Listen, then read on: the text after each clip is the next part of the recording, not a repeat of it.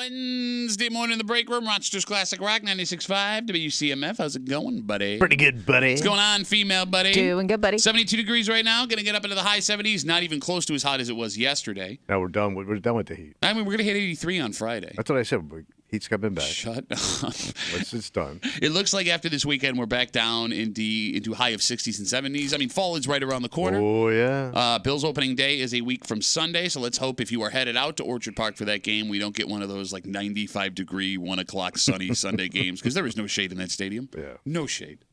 It used to be you got all your work done at work. Yeah. You went home and you had all the time till you went back to work the next day to yourself. But we now know life is no longer like that. Yeah. Right? Not only do you have people that get all their work done away from the office, work from home, you also have stuff, most people, that you have to do for work outside of normal work hours. Okay. And that doesn't stop your life from actually happening, which means you have to find places to get work done outside of where you work and outside of your house. All right. That being said, yesterday, my youngest daughter had her tennis practice at school. She's going to play tennis for school this year. Man, she's really going head into this. Yeah, no, it's great. I figure she'll burn out in about another month. So it's like the worst time for dads. It's from 3 to 4:30. Oh. Right in the middle of the day, right? Like that. And, if you're up early like us, we're up super early. We try and get a nap in the middle of the day, and after we drink our juice box so we're not cranky. Yeah. So I have an hour and a half where I have to find a place to go work on the show. All right. And I'm trying to figure out where I'm going to go. And, I don't drink coffee, right? Mm-hmm. But, coffee. You're the only guy in radio that doesn't drink coffee, by the way. I got enough juice to bring without the caffeine, buddy. So I find a Starbucks. Yeah. And I'm like, okay, they got Wi-Fi. I can go work in there. But what are you going to drink in there? Well, that's just it, right? So I walk in, and I'm like, I'll get a bottle of water. Oh, yeah, yeah. Right, so I go up, and can I get a bottle of water? One was like, we're out of water. They're out of Really? water? We're out of water. We don't have any bottle. It was hot yesterday. Maybe we'll buy a bottle of water. Fair. I don't know. I go, all right. She goes, what can I get you? I go, a glass of water then? And she gives me a glass of water and then watch me sit down and use their Wi-Fi for an hour. Wait, they didn't charge you? Well, I mean, the water, it's water. What do you? Yeah, but it's like, I figured they'd whack you a bucket For, like, of the water. cup. I tried to 10 buy cents. to buy a bottle of water. They didn't have any water, right? All right. But to you folks that work on the run all the time, that have to find places to sit and do that stuff, people always say the coffee shop, at least I've heard people say coffee shop is a great place to go work. Well, they tend to be quiet. Yeah. I mean, I see a lot of people in those places during the day, like the work from home crew who just want to get out of the house. Okay. How does anybody get any work done in a coffee shop? Really? Was it that loud? Oh my Well, I've never God. sat in one, so. The music is, wait a minute, and it's always like, it's music that is just, Elevator music. but it's lame enough, it's just lame enough to hate it, right? Like, it's just an inch over the line of like, That sounds like your style. that's not my style. I'm more like, so like the music's going, right? Right. And then like there's a bunch of people in the coffee shop, so there's all these conversations happening, right? Which is fine, but like that's distracting. Then everyone who works at the Starbucks apparently only has their voice at 11 because and then the machine and this is all happening at the same time, and I'm sitting there for 5 minutes. I'm like, you got to be kidding me. How does anybody do this? So I go outside and I got Did you return your free water? excuse me, I threw it right in her face.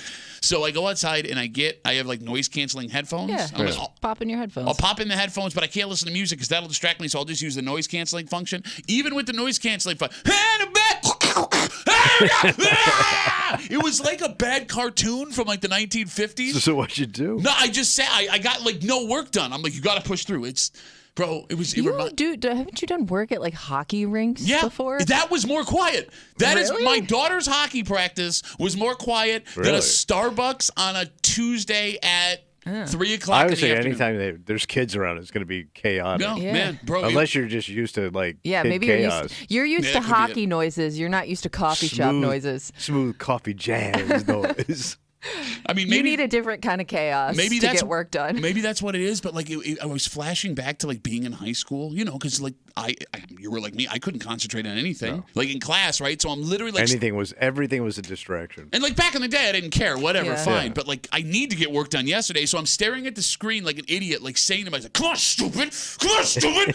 Type words out on a page, stupid! Come up with some, be funny, stupid!"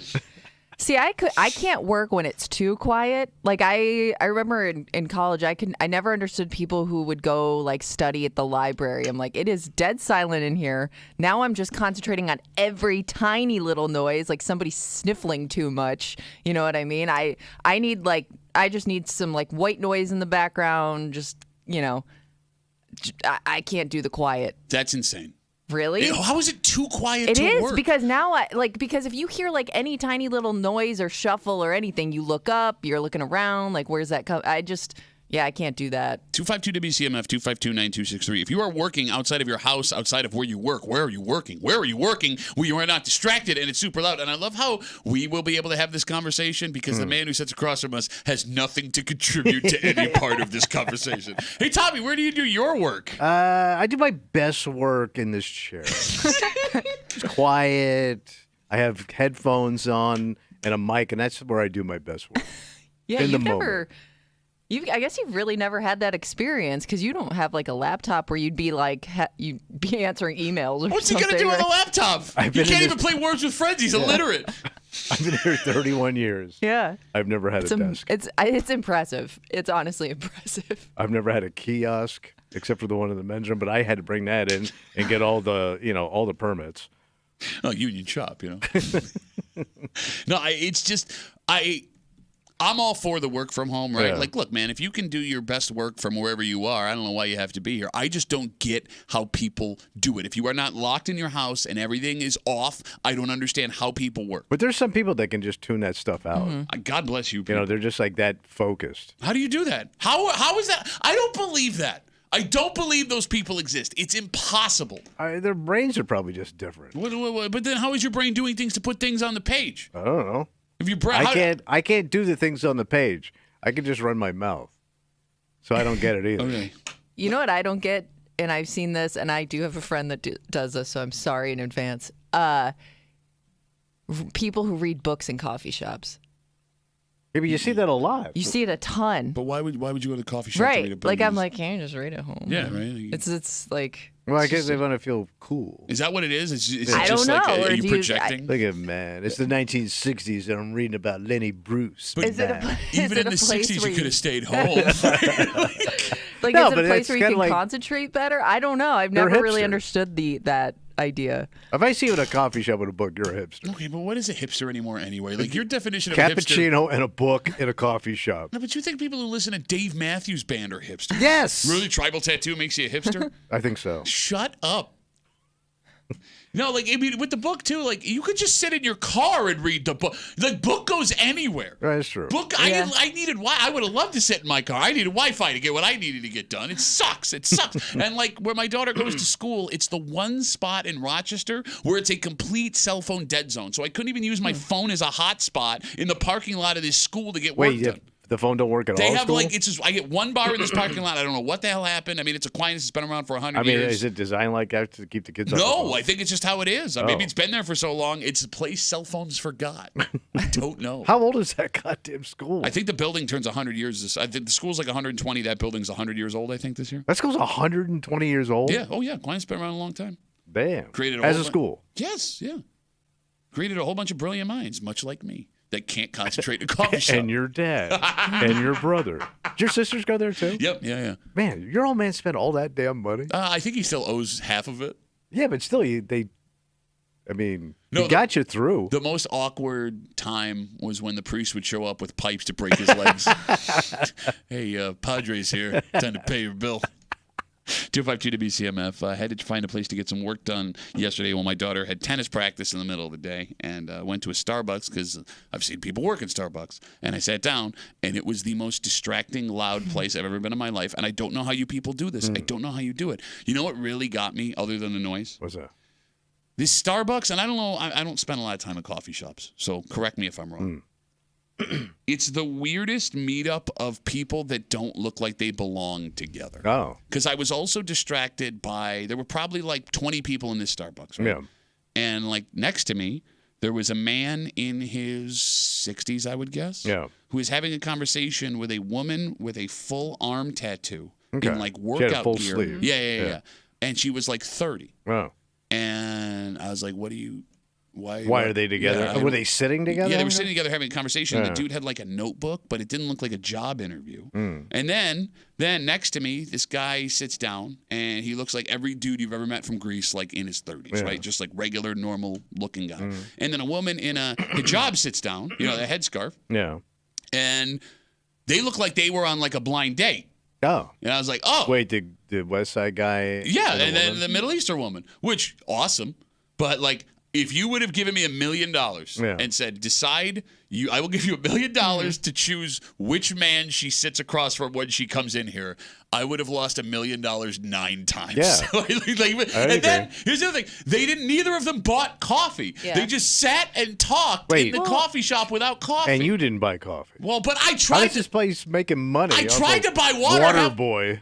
I don't know. It's always Nosy busy, water though. boy. Nosy water boy. Yeah, but I guess like that's like the standard go-to meetup for any kind of interaction with maybe somebody you don't know that Yeah, well. if you're not going whether to a it's- bar, where would you go? Whether Okay. it's a coworker or somebody that's coming into town for work and you got to find somewhere to meet. I don't know. Like I'm just thinking, whenever I've had those types of meetings with people, it's always been at a Starbucks or a coffee shop or somewhere along those lines No, where it's not that uncommon, I guess, to meet like that. It makes sense. I just like the idiot in me. Like, what are you doing over there? What's going on? I want to know what you're doing. Are you guys on a date? Did you guys meet somewhere? You guys What business brings you partners? in today? Yeah. I just I think it should be legal in Starbucks for you to walk up to anybody at any table and go, "Why are you together right now?" And then they have to explain in 10 seconds what the connection Why don't is. you just make it easier? Like when you walk in, you have to announce your intentions before you sit. Like old-timey English Yeah, people. yeah. back- Now, these two are cheaters. Their spouses are in town, so they will have cappuccinos and canoodling in the corner. Cappuccinos and canoodling? Yes. A canoodle-chino? Oh, they going to Chino. The woman that I felt the worst for, Yeah. she was probably around a little younger than me. She had 2 little girls. They looked like they were like 4 and 6 years old. And you could tell she just wanted a cup of coffee, right? So there's a little line when I got in there, and the kids are just like running around this Starbucks. And she tells them, go find a place to sit. And the girls, so cute, because they're not my kids, Yeah. were like trying out each chair in Okay. the whole Starbucks. And she's like, pick a spot, sit down, pick a spot. And she's trying to get her guy. She's like in the middle of ordering coffee. Then all of a sudden you hear like a chair tip over, and the girl's like, oh no. Sit down right now. Did you see any pets? No pets in the Starbucks. Because now I think you can bring your pets in there. Does it have to be? I thought it had to be a service animal. Yeah, but that's kind of every dog. Like, are you going to stop and go, hey, let me see your papers? I don't know. Because, like, those dogs don't all have, like, certificates hanging around their neck. I thought they had to have that vest on that said service. I've seen regular dogs in there. Oh, I don't. Okay, I don't know. Because There were no dogs Yeah. because your mom did not show up.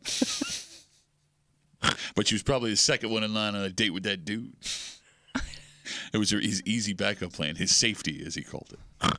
We got Facebook messages coming in. You can always get us at WCMF for the Break Room Facebook page. Brian writes us, the easiest place to work is the cafes at McDonald's. They're surprisingly quiet. The Wi-Fi is very good, and everything you need is right there in the store. What is Brian doing an ad for Wegmans? Well, Okay. I have seen. Did you say McDonald's or Wegmans? Oh, I'm sorry, Wegmans. Why did I Oh, say I McDonald's? thought you said No, I McDonald's. did say McDonald's. Because I was going to say I've seen this in the one of the McDonald's in Henrietta. I don't know if it was RIT students, U of R students, whatever, but there were like groups of students meeting and doing projects inside the McDonald's. I mean, I guess that makes sense, right? The drinks are cheap. There's free Yeah. refills. You could get like, $2 little snacky Yeah. things. Yeah. Maybe I'll try Wegmans next time. The one in Pittsburgh, it's like upstairs, like in the back. Nice and quiet. Like you guys, it has its own separate. It has a dining room away from the dining room. has two dining Though, rooms. Yes, the problem I'd have with Wegmans is there's too many temptations. Like I feel like I'd spend too much money at a Wegmans. Yeah, I get what you're saying. You know? But you could spend that same amount of money at a Starbucks, man. Yeah. That was the other but, thing. I was looking at I don't go to Starbucks, Yeah. right? I was looking at the prices at Starbucks. Now I sound like an old man. How Like, do you, like their sandwiches and stuff. sandwiches, coffees, Even just coffees, teas. yeah. How do you people do that? Every how day. How do you do that every day? What, burn $7 a day on one Yeah. frappuccino? Like I was doing the math in my head. Like, okay, if I drank drinks here and had a meal, right? Like that, like $12 in the morning. Oh, so you're getting coffee? It's nuts. Also, one more question. Yeah. Because again, I'm not familiar with Starbucks. The food that they have in the window, Yeah, the display food. that's fake, right? Yeah. Okay. No, it's real food, but that's not what they're going to serve you. No, I know they're not It's going to not serve fake it. food. No, I think it's plastic. It No, looks. it's not plastic. I think it's fake. real I think it's fake food. food, bro. It's It real looked. It food. looked I don't too real Too to be perfect. real. No, that's it. It's the real deal. What do you think? They have plastic? No, that Yes. looks- I think they make like some display cases. They're fake, Oh, man, no especially damn like baked fake. goods and stuff. Wait, are you buying into big plastic? No, bro, I'm telling you, it would make sense, right? Like Starbucks could have a factory that cranks out their new menu items in plastic and like gives it to you for display. Why would you waste 3 things every single day? Because they're selling you $13 cups of coffee, so I'm pretty sure their profit margin's pretty good. Okay, understood, but some of that stuff, It's like a bagel. no, but with a one, little some of them piece are like egg and cheese breakfast sandwiches. You Yeah. can't make one of those at 6 a.m. and leave it in the case all day. Maybe they refresh them, So you keep making sandwiches or the employees eat them. after it's been sitting in there for 3 I know hours. this doesn't seem like You it'd can be eat very a good. 3-hour-old sandwich. I would not recommend be very eating good. an egg sandwich, 3-hour-old Yeah. egg People sandwich. take them to work and they eat them at lunch. Bro, your cold, mother though. never made you an egg sandwich. You ate it at lunch at school. No, we couldn't afford eggs. Wait, you never had eggs? Yeah, we Wait, had eggs. and- No, my mother sometimes would crack the pantyhose and fry them that way. Can you Google if the food at Starbucks display is fake? Because I want to get to the bottom. No, hold on. What? They're going to probably rule in my favor. You're not going to get a real answer because they're going to say, of course it's real. We wouldn't deceive you with fake food. You need to talk to somebody on the inside. I'm sure there's an article that exposes. Can we make it a face? Yes, the food in Starbucks display cases is real. Lies! Lies! Starbucks says they replace the food daily and that the bakery Way to go, Starbucks. items Yeah, at- we eat every week new sandwiches. bakery items are dated and safe to sell, donate, or serve if they meet quality standards. Okay, there you go. Starbucks. Hey, what lied if you to go at the end of the day? They'll give you a break on it. I don't want the 18-hour-old egg sandwich. Bro, when you and I were on the road, Yeah. and I said, man, there's a ham and cheese sandwich there. Yeah. It's sitting in refrigeration all day, third of the price. You ain't buying? okay, You but- ate rancid Hampton Inn sandwiches. Egg sandwiches. 8 days later. I had a cooler that I kept refreshing with Yeah, free ice at gas stations. We have a Dynamite. That food's definitely fake. Kind of break up for you this morning here on CMF. It's Wednesday. You know what that means. Oh, little hate. That's right. Hate Mail of the Week coming at you just after 8 o'clock. This hate is directed solely at Tommy Muley. Don't I do? Well, you said that a man who ended up shot made a mistake. And normally, you would be right. Yeah. But what he did to end up with a bullet inside him is what this man who writes this letter to us, calls honorable. And that's what this letter comes down to. Anna? The honorable thing to do Yeah. versus the smart thing to do. And we'll get into the story that involves a man, a horrible man, Yeah. who could be in jail for the rest of his life with the greatest nickname you've ever heard, just after 8 o'clock here at the break room on CMF, plus a whole bunch more. But first, Tom. Yeah. This is not a good story. It involves a man making some threats. Oh. But it's who he's threatening and how he's threatening. We make jokes all the time about how much people hate utilities. Yeah, yeah. Here's your proof, buddy. Next here at the break room on 96.5 WCMF.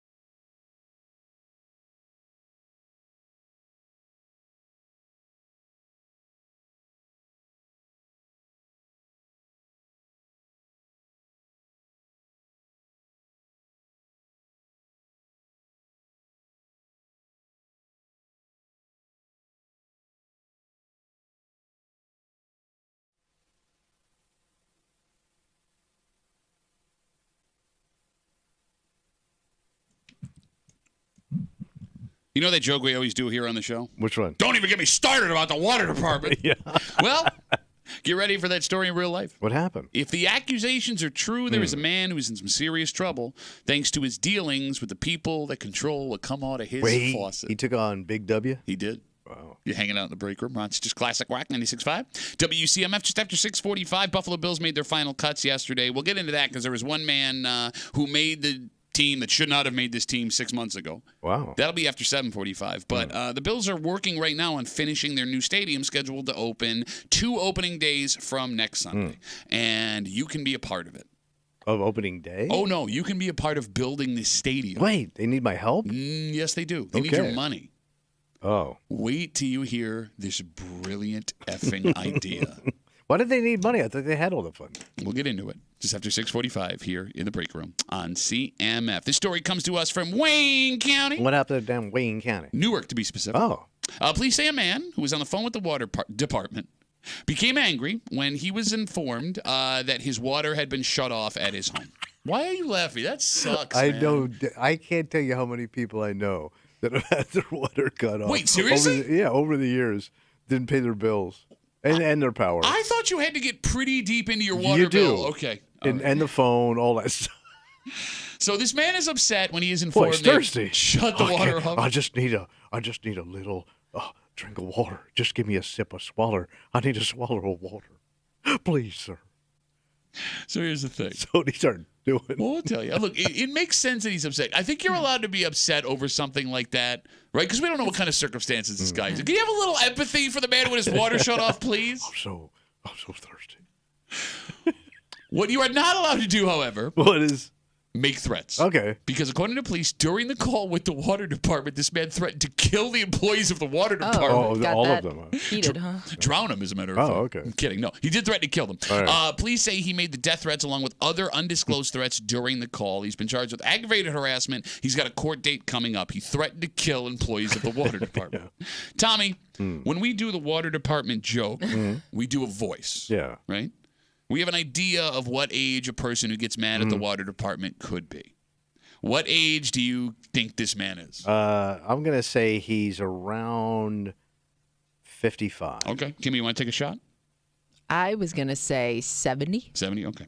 The man who is accused of threatening to kill employees I of have the a water feeling we are department. way off. Oh, boy, are you, in Wayne County, is 32 years old. 32? 32 Well, years you know, I guess maybe we should have gone younger because that could be a person more likely to be in a situation where their water gets shut off. Oh yeah, behind their bills. You think so? Okay, I guess that Yeah, makes coming sense. Yeah. up. Yeah, all the guys I know that got cut were young. Yeah. Okay, and the anger coming from it also kind of makes sense when you step back and look at it. 32 is prime time kid time. Oh yeah. Yeah. You could have a family. So, like, not only do you have to worry about where water is coming from for your family, Yeah. you'd also possibly have to explain to your partner why we don't have water in the house anymore.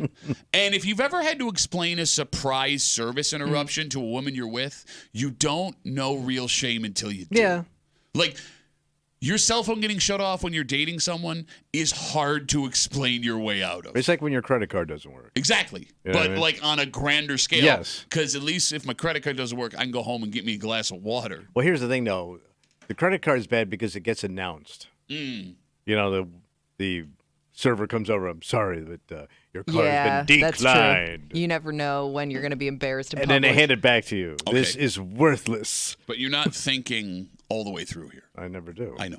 Because you're right. The public embarrassment of a handful of people seeing the card getting declined is bad.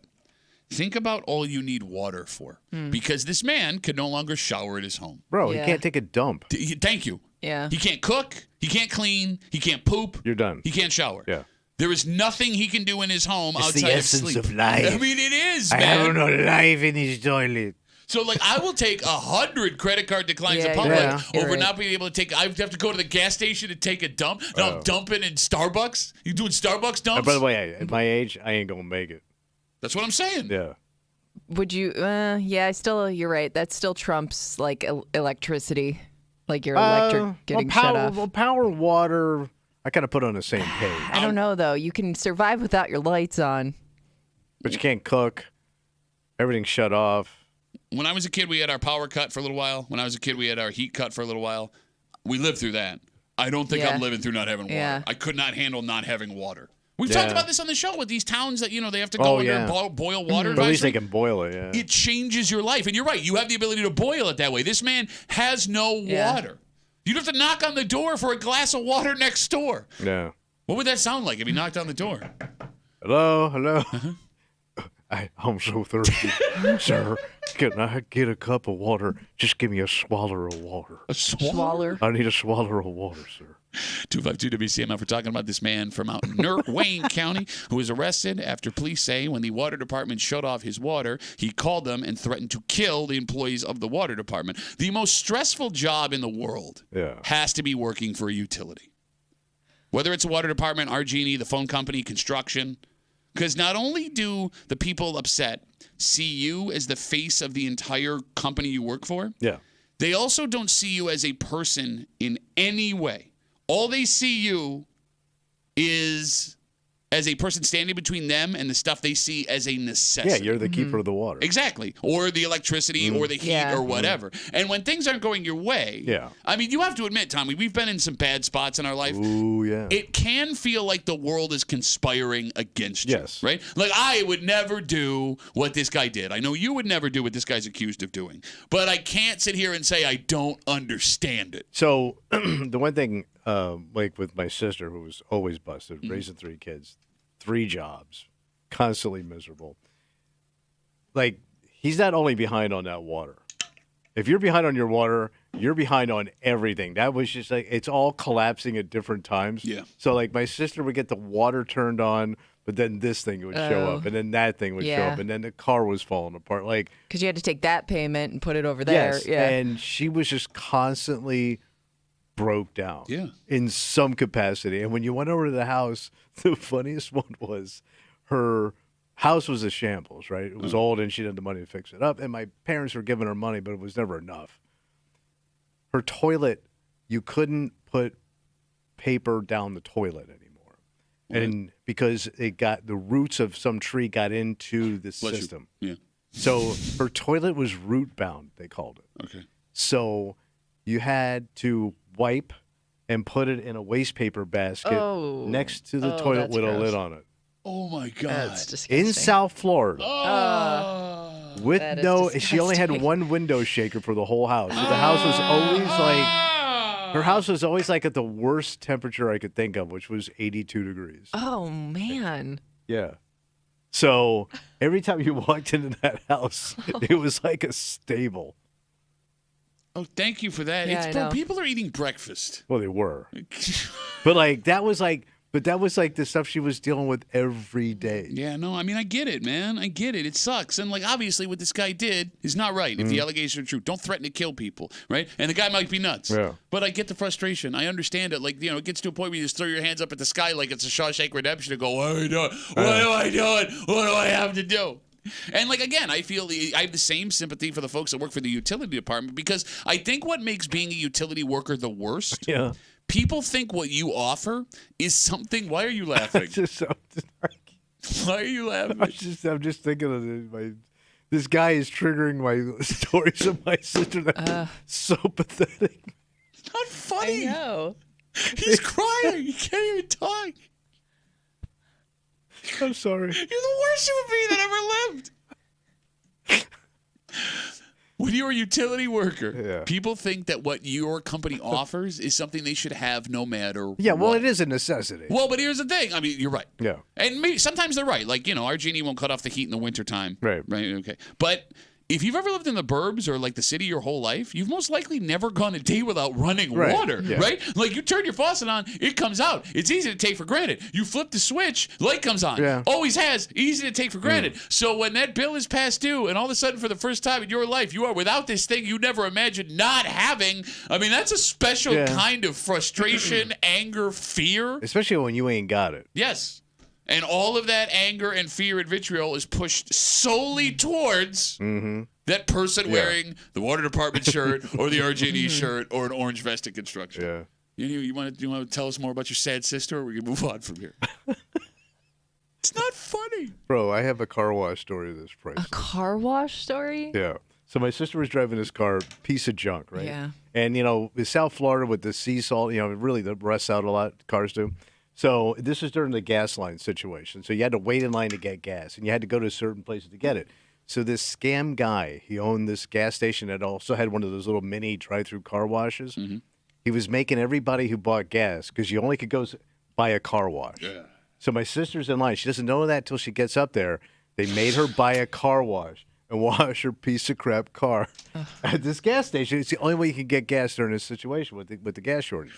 So she's got the 3 little ones in the back. She's in the car. She's never washed this car before, so she doesn't know what's coming.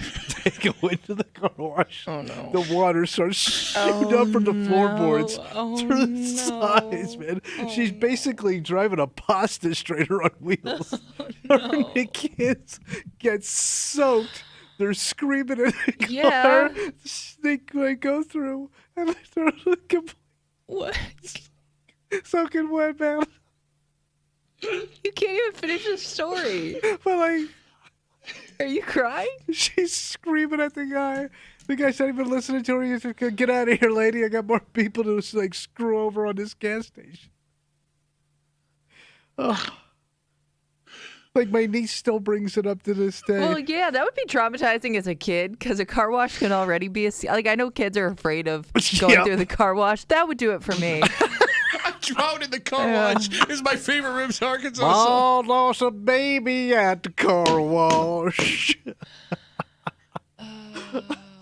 Child got swept away at the car wash.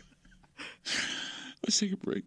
All right, let's go from money on one side of life to the other side of life. All right, what we got? Well, the stadium the Bills are building costs a lot of money. Oh, yeah. A lot of money. But I thought they got all the funding. So they do have the funding, but the county of the Erie County, just west of us, where the stadium we built, is offering an opportunity for Bills fans and businessmen and women alike. Oh, a businessman. How would you like to help build this new I stadium? would love to. So here's the thing.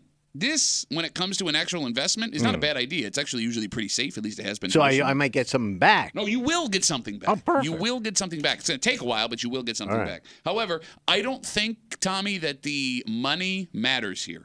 Because when you slap a Bills logo on anything right now, Yeah. it flies out the door. And because of that, this is brilliance. Okay. And we'll get to the story next here in the break room on 96.5 WCMF.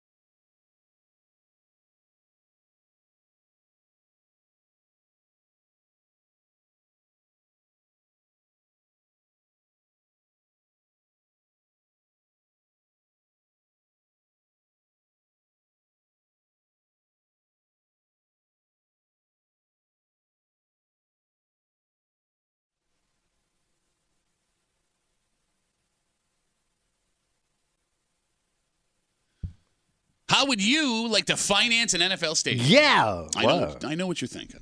I don't have any money. Yeah, I can't afford that. Well, you might be wrong. And in a few weeks, you will have the opportunity to do just that. So what do I have to do? Well, look, it's hard to tell if this is a scam, not in the sense that it won't eventually pay off, because it should, but in the sense that this could be taking advantage of Bills fans that need to spend money on absolutely everything that has a Bills logo on it. Yeah. You're hanging out in the break room, Rochester's Classic Rock 96.5, WCMF, just after 7 o'clock this morning. Meeting people is hard. Oh, it's so tough. Right? And if you want a relationship, sometimes people will rely on their friends. It's a terrible idea, but it's an idea that seems to be, how do I put this? A new bar event that folks are counting on to help them find the person they love forever. Okay, but my friends are involved? You will put your entire love life in the hands of your best friend and count on them to sell you. Oh, so they make a pitch on my behalf. In every way possible. All right. I'll explain all of it just after 7 o'clock here in the break room on CMF. Tommy, Erie County, just west of us, is giving you the opportunity to make some money and support the Buffalo Bills at the same time. Let's make us some money. This week they announced they are selling what they're calling Bills bonds. Like a savings bond? It's an investment bond, investment in the construction of the new stadium in Orchard It's Park. a municipal bond. So, Tommy, can you explain to our younger listeners who may not know what a government bond is? No, I cannot. Okay, you know what a bond Well, I is. mean, basically, you're buying stock in the community. Okay. And hopefully you can cash out that bond at some point. But I don't think you can do it immediately. Okay, so you have to hold on to it. No, you nailed it. And I'll get to that in a second. Bonds are most famous probably in this country from World War I and World War II. Savings bonds and war bonds, right? So, yeah, you would give them money. They would use that money to build tanks to kill Hitler, and then you get money back later. When they sold all the Hitler stuff at a yard sale. Only this way, it's to build a stadium. Right. So here's how it works. For Bills bonds, the minimum investment is $5,000. What? $5,000. I thought it'd be like 25 bucks. No. $5,000. No, you got to really pony up some 5G cash. bond. Yep. Okay. That's the bond. minimum. And you can buy 25 and 30-year bonds, meaning that you can cash them in 25 or 30 years. So you got to wait. You got it. You will be paid back with interest. So this could be something for your kids or your grandkids. All right. Which is also something popular to do with bonds. Maybe when you were a kid, you got like a $50 savings Yeah. bond. Yeah, you used to from get your those grandpa. savings bonds, yeah.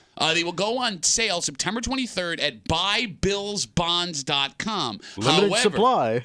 However, you won't know the interest rate until the day of the sale. So you don't even know what you're buying. Until the day of the sale. Because it could be nothing. Until the day of the sale.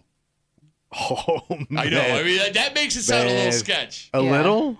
But maybe it's because they don't know what the rate's going to be. I mean, now we're getting into Bro, deep they'll have an financial idea. I don't know. I don't know how this stuff When do they go works. on sale? Yeah? September 23rd. Wait, that's next month. Yeah. They have no idea what the rates are going to be. 3 weeks or no. I don't know. I don't know about finance, So but much fluctuation. I saw a headline. The Fed cuts rates. I don't know what that means, but that could have right. something to do with this. Who Okay. knows? And I only have to wait 30 years.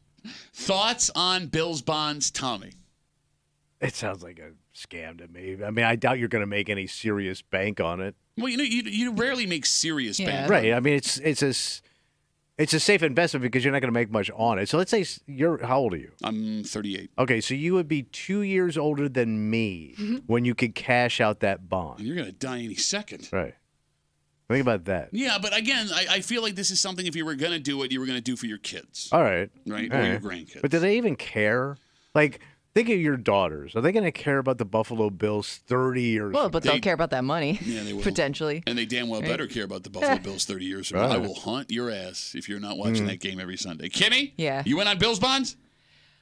My question about this is, I'm guessing like the people that they're. I mean, you'd have to be a pretty big fan of the team to want to invest in something like this. 5Gs. And those people are also right now probably saving their money if they're season ticket holders or people that want to buy tickets in the new stadium for those PSLs. Yep, personal seat like I don't know how many of those fans can afford to do both. Great point. That's a very good point. You know what I mean? Like, there's just a lot of money, potential money you could be spending on the Bills coming up where maybe I'm going to be a little bit more hesitant to invest in this if I'm looking down the line at other things. Okay. Here's I'm sorry. Here's why you're both wrong and stupid. All right. But you were going to say, you go first. I wonder, do they give you, because back in the day, you got an actual certificate. Uh-huh. I wonder if they still do that or now if it's just an E thing. So that's what I want to talk about. Because that would be cool. If you get the certificate, this is brilliant, at Yes. least from the county's point of view, because if there's one thing we've learned from Wegmans the last couple of years, You put Bills on anything, people will line up to buy it. Earlier this week, or excuse me, Friday, there were lines out the door to buy Little People of Josh Allen, Matt Milano, and Deion Dawkins. So I saw they that- sold out of Stephon Diggs' hot sauce and Josh Allen's meat rub. I did see Yeah, I said the Little People, like there were lines for it in Buffalo. Was there as much hype here? I was getting ready to go to the U.S. Open, so I don't know. Because I've seen them in stores, so I didn't know if like people were as excited about it this year. But if you could get an actual certificate With a Bills logo on it? that you could frame, Yeah. and Yeah. you could get it autographed, Bro. like that will sell like crazy. Because I remember when the Boston Celtics started to sell stock, Yep. people bought certificates just to get their Just to get that certificate piece to of get paper. Larry Bird's signature on it. Yeah. Yeah, absolutely. Bro, you put that thing in a frame even without the signature. It's you put it in gold. your man cave. Yeah. It But kind of, that's $5,000 though. I understand. No, but it's also $5,000 that it actually will pay you off. You know, I mean, but like I'm you saying- can buy a baseball card, you don't know Yeah. what that's going to turn into. Yeah. If you got a guaranteed 3% interest in 30 years, at least you got something out No, of it. but Kimmy's right. You can buy a baseball card for $5 or $5,000. You can only buy a Bills bond for $5,000. Right. Because The I was going But to say, it even if you will really grow. want that thing, it's Compound still interest. tough. It's still tough to invest. Okay, now that Tommy's saying do it, don't do it. I thought this was I a like cool it. idea, but now that you're saying it's a cool You talked idea. him into it. So, but it's minimum 5G. 5G Yeah. is in the door. That's all you can get in the door at 5G. But like you could also pool that together with a couple of people. Yeah, but if I want, True, if we all that's want the true. certificate, who Yeah. gets it? What are we gonna? Is it like a kid? You get them on weekends and holidays? No, but you're not thinking right. Because like you and your brother could do it, Okay, right? Yeah. And you could leave it all for the kids. sure. Like how many? Your brother has 2 kids. Yeah, so I we'll don't have know 4 how kids much all that together. would- All right, so you and your Two brother for could ya. get one and two together, 10G, 5 a pop, Okay. and then in 30 years from now they'll have money. Okay, they'll have love what, like $1,200 with interest maybe, which means they can buy a beer at the stadium if they go. Say one more beer than you had before. 252 WCMF 252-9263. We're talking about Erie County in Buffalo. They are giving people the opportunity to buy what they're calling Bills bonds for $5,000. You can invest in building the new stadium. They go in 25 and 30-year bonds, so it's a little bit of money back 25, 30 years from now. But Tommy's right. If they give you a certificate that has a Bills logo on it, these things are going to fly, and it'll be one of the most unique collectibles that you could own. Kimmy, Yeah. are the Bills taking advantage, or at least or is the county trying to take advantage of Bills fans I here? do think it's a lot to ask of Bills fans all at once. Like I said, there's just so much Oh. going on right now that I just think it's poor. Everything is poor timing. Okay, so now and, what- and I do think if the Bills are good this year, I think that benefits them. I think it makes that it drives up that interest and people want to spend money on the product.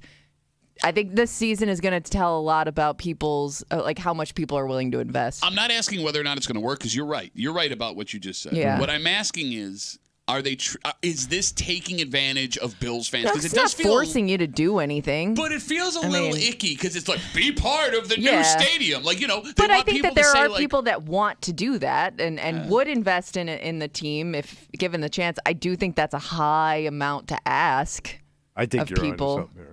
What am I on to? I mean, they are baiting you a little bit. Yeah. right. So it does feel a little bit icky. Of course. You could be part owner. But I think You there are a lot too of, can own the stadium. there are a lot of people that would want to be in on that. I just don't know if $5,000 is. I think the amount to me is taking advantage. So, I mean, Tommy brought up one example. Again, this is not unique across sports. Like Right. the Green Bay Packers, for example, you can own part of the Packers. Yeah. And here's what's funny about that. It costs a fortune. Can you Google, Kimmy, when it comes available, how much Packers stock is? It costs a fortune to buy Packers stock. Yeah. It doesn't mean anything. You don't actually own part of the team. It's not worth anything. It's kind of just like a certificate. Yeah. Like it's fun and everyone likes to talk about it. But people line up to try and get those things. $300 per share. Okay, and that's when it comes available, or can you just buy it right now? That's a good question. Okay, so for example, the Red Wings are it's the same thing. They're a publicly owned team, right? You buy stock in the Rochester Red Wings. And again, the Red Wing stock isn't worth anything. Right. I mean, it's not going to get you rich. I just wanted to I got Just want to be a part of it. Yes, Yeah. I got Red Wings baseball stock because I wanted to say I was an owner and I love the Red Wings, right? It took me 8 years to find someone that was willing to sell me the stock. Oh, really? 8 years. Wow. I had to wait to get my hands on 5 shares of Rochester Red Wing stock that I have framed in my house right Very now. cool. It's super cool. Yeah. It's like the coolest thing ever. But the only reason I got it was to frame it and hang it on my wall because I felt like, okay, now like I'm a part of this team, right? Like Yeah. Kind of feels like what they're doing here. But Yeah. it's going to work. I'm telling you it's going to work. But you kind of feel like a rich guy, too, right? You got $5,000 hanging on your wall. You would have to be a rich guy to afford $5,000 Yeah. to help build a stadium. But now there's proof on my wall. Well, you could also just take $5,000 and put it on the wall, and in case of emergency, break that glass. Then you look like one of those bars that hangs up all those dollars back there. It kind of loses its charm I after think a while. it's charming. You don't like that? I'm really surprised people don't grab it. It's got Dave's name on it. He wrote Dave. So can I just buy Packer stock right now if I wanted to? It says it goes on.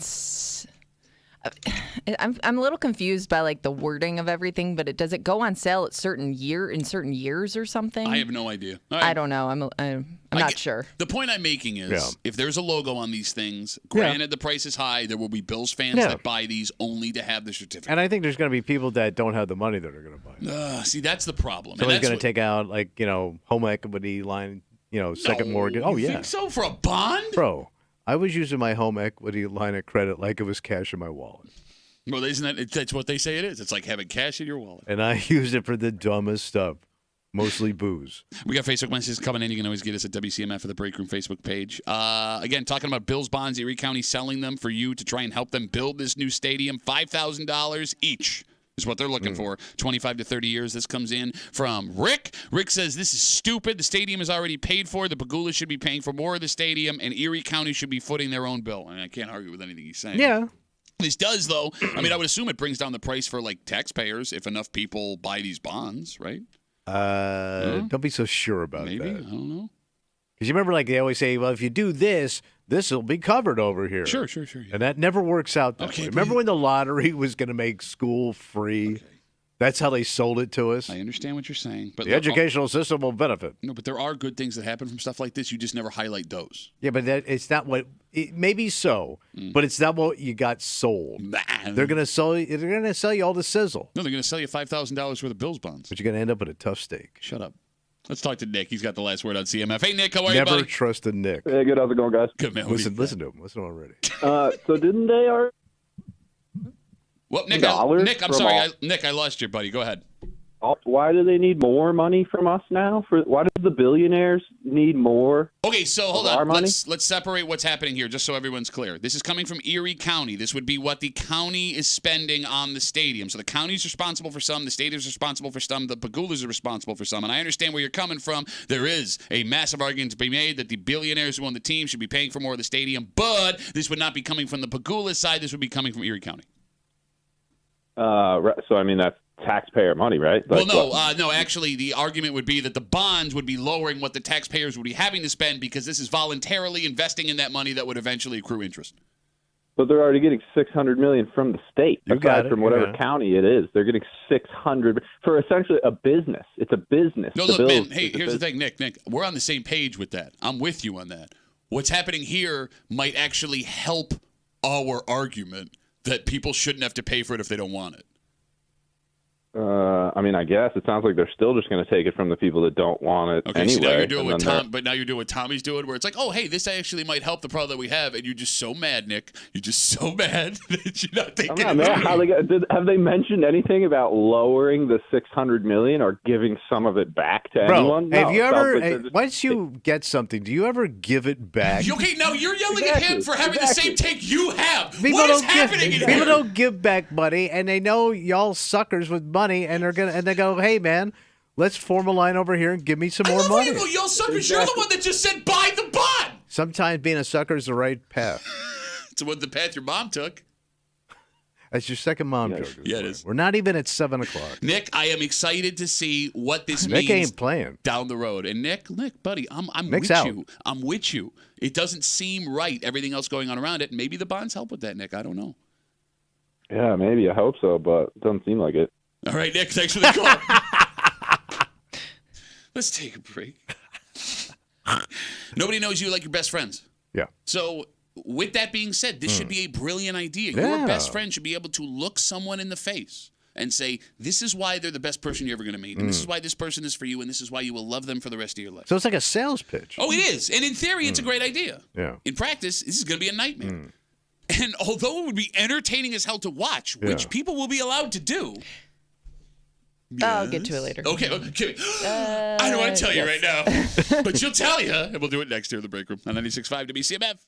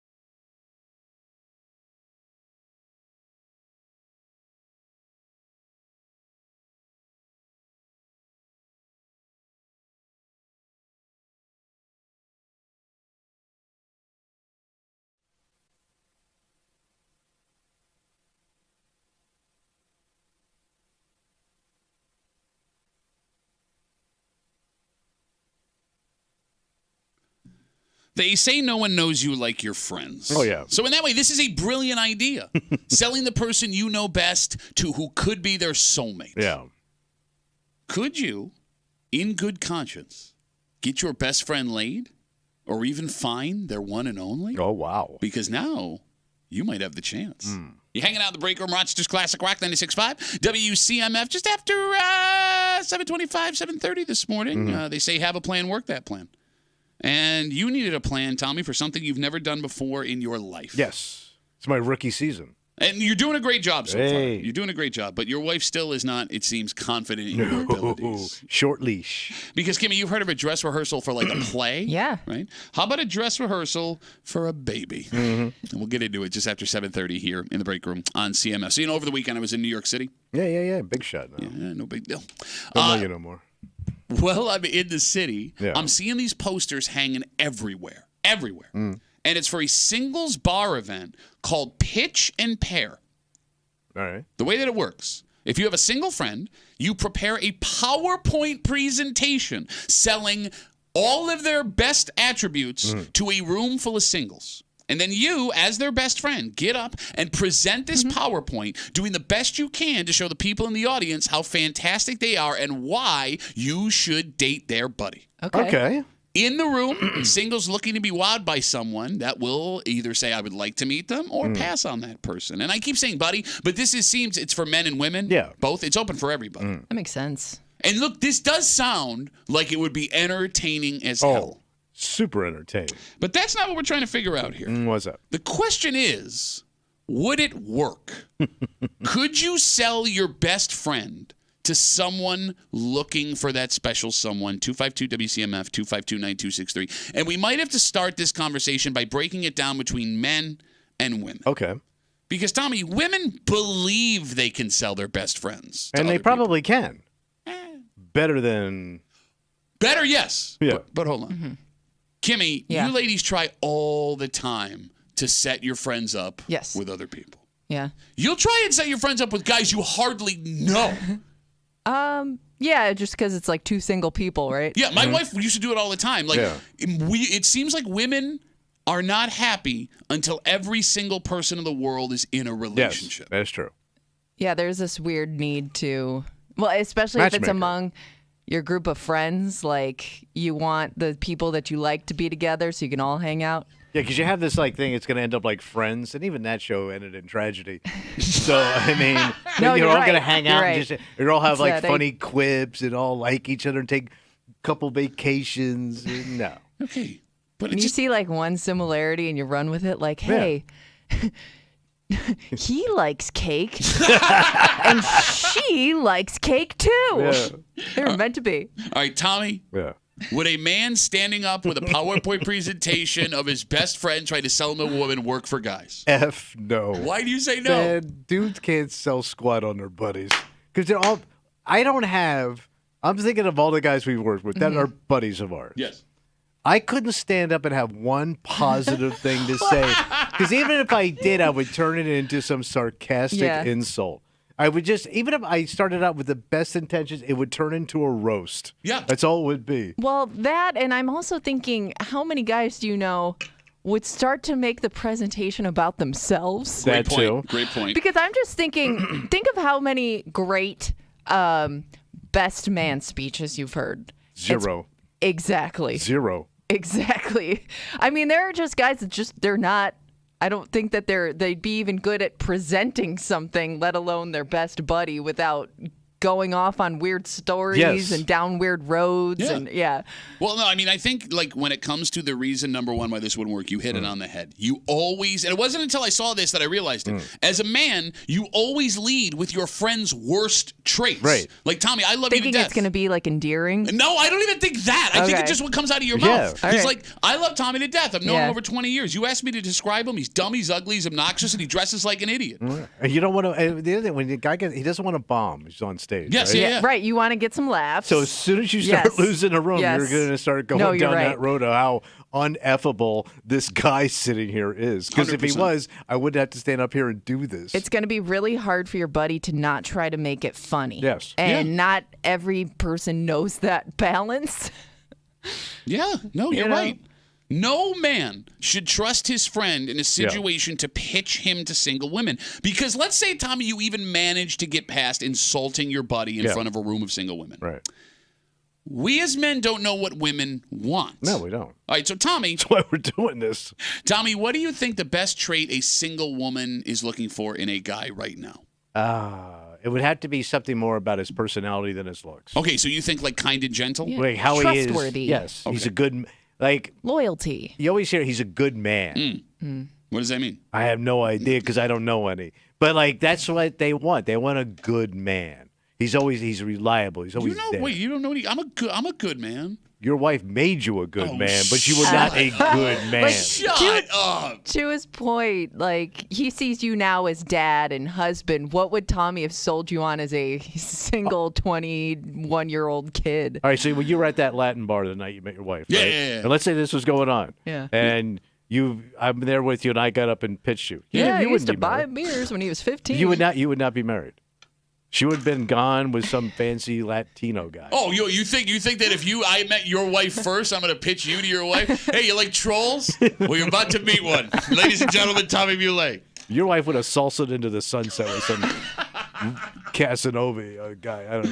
252 WCMF. We're talking about this bar event that showed up in New York City. There were signs for it everywhere, like posters, and it seemed like it was a bunch of different bars in the city. Yeah. It's called Pitch and Pair. You prepare a PowerPoint presentation for a single friend of yours. You get up in front of a room full of singles and you present this PowerPoint presentation trying to sell your friend to these single people. I was going to say, just think of your buddy doesn't even have to say words.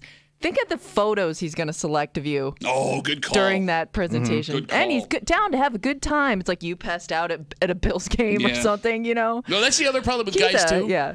Unless you're at a wedding before the reception, no guy has pictures good enough to put on a PowerPoint presentation. No. Think about this. You and I both have photos of our dumps. And other guys don't include that one. I have multiple photos of other guys that have worked on this show's dumps on my phone. He takes a healthy poop. Yeah. Oh, we do. We got proof of it. You know, outside of this event, Yeah. do guys ever try to hook up their friends? Does that ever happen? No, because like that you would play be. you've never played like Wingman? I don't mean wingman trying to get him laid. No, I know a girl that's good for you. Yes, Which like would mean really- I see what you're saying. Because most men don't have access to outside women. You make it sound like prison. But it is. You know what? He only knows the chicks in the yard, man. Access to outside women. Such a weird way to put it. But he's right. He's right. I would have to know some hot chick who I also want now. Yeah. Because if I know somebody hot and I'm single, I'm going to try to Okay, bang but that guys chick. do. I know guys that have done a weird thing where they try to hook up like their younger family members. Yeah. Like if they know somebody, like if they see, I've seen it at work. There was this guy. He had a nephew, I think it was, who was like in his 20s, and this one girl who had just started working with us. He must have thought she was cute enough for his nephew. It was really weird. But I have seen guys do that. I've never seen it in my life. Well, no, I take that back. You set up your sister with a married coworker to bang. You have done that. I also set up my sister with a guy that ruptured his testicle at construction. It was a comic.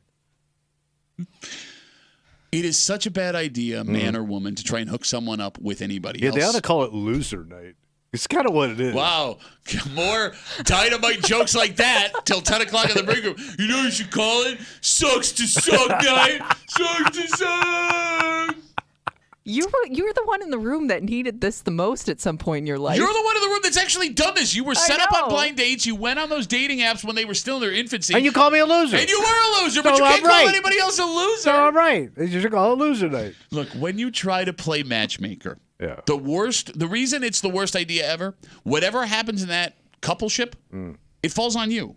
And ladies, Oh, when yeah, they- you own it, man. Even if the date doesn't work, you've still created an awkward situation Right. later on, Okay, right? and that's just it. Yeah. Ladies only see the best case scenario when they do this. Like they're gonna meet, they're gonna fall in love, they're gonna have babies. Yeah, it's and going to then- go all Hallmark. and they're gonna look back on this moment that I hooked them up, and they're gonna say our lives are better thanks to Kimmy. What's wrong with her mouth? Canada. This is how women talk when they get like all like. I made a couple which made a baby, which means I made another baby. It's like post-knob Oh, what conversation. is Look at happening? my baby. I don't know. Look at my baby. I did that. Look what I did. But bad can happen, and bad most likely will happen. I mean, look, when you talk about the worst case scenario, if someone cheats, that's on you because you hooked them up. Yeah. If someone's a weirdo behind closed doors, even if you You don't even know that. Yeah. that's on you. And I mean, Kimmy, you're right. Even a simple, just it didn't work out, breakup like or you, awkward I was date. gonna say, like they could maybe hit it off initially, and then things go south after that. And it goes more than just awkward. If you hook up a couple and they don't end up married for the rest of their lives, you're going to lose one of those friends. And Tommy, you know this. Most of the time, you lose the guy who is friends with your husband or that boyfriend that falls for the side because you're going to hear from that woman, right? I can't believe he would do blank to my friend.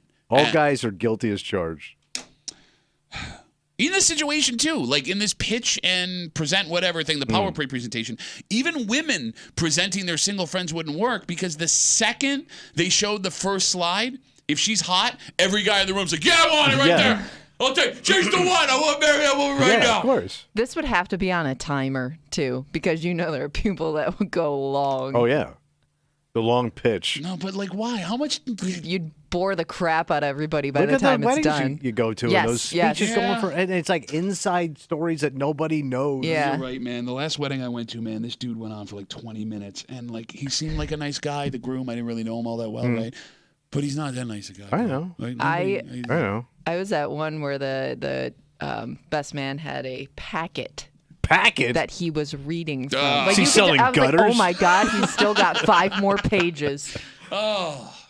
We got Facebook messages coming in. You can always get us at WCMF or the Break Room Facebook page. Danny writes us, this would work, and I wish my friends would do it for me. Your friends see the best traits in you on a daily basis and could be your best representative. Most guys have a hard time selling themselves to the opposite sex, and this would fix that. Okay.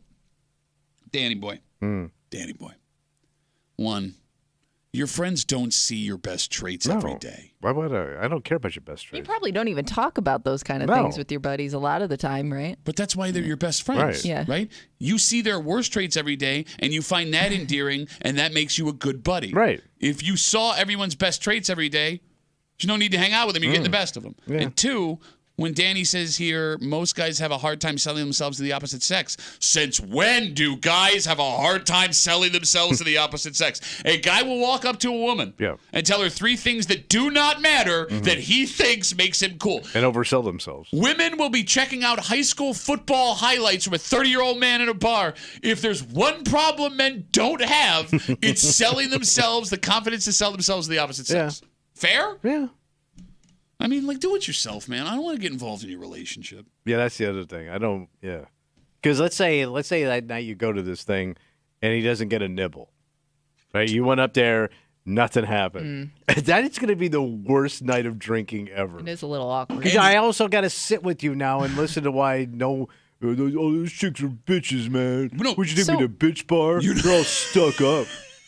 Loser night at bitch bar. Ladies and gentlemen, Tommy Mueller. You know I'm right, though, man. No, you're not thinking of the worst part. The worst part would be that guy would blame you for not presenting him yes, the right but way. you Yeah, also because you also got to hang with them now. Yeah, I know. The worst part is you're also being compared to other guys' Oh, yeah, friendships you're right. because like there is going to be at least one guy that nails it, right? Yeah. Like he just presents it. Maybe his buddy's a good-looking guy. He does a good presentation, and You know what he now is? all the women in the crowd are interested in that one dude. He's a good man. He's a good man. No, but there are good men. But you and I have an idea of what a good man is. My wife has an idea what a good man is. And my good man to her is not such a good guy. I can't think of a single friend I have Yeah, that I could legitimately sell to a woman. I couldn't. I mean, I'm going back decades Yeah. of dicks that I've known Decades of Dicks is the name of his autobiography coming out soon. that I've known.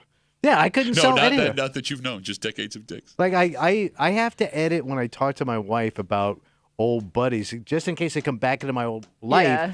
I don't want her to have a bad impression of the guy because he's not a bad guy. But Yeah, No, nobody but is. you've said that they're pieces of crap. Yeah, I mean, that's fine. You can be friends with pieces of crap. Yeah. You don't have to defend them. right. But like here again, like my wife is a brilliant woman. Yeah. She's a brilliant woman.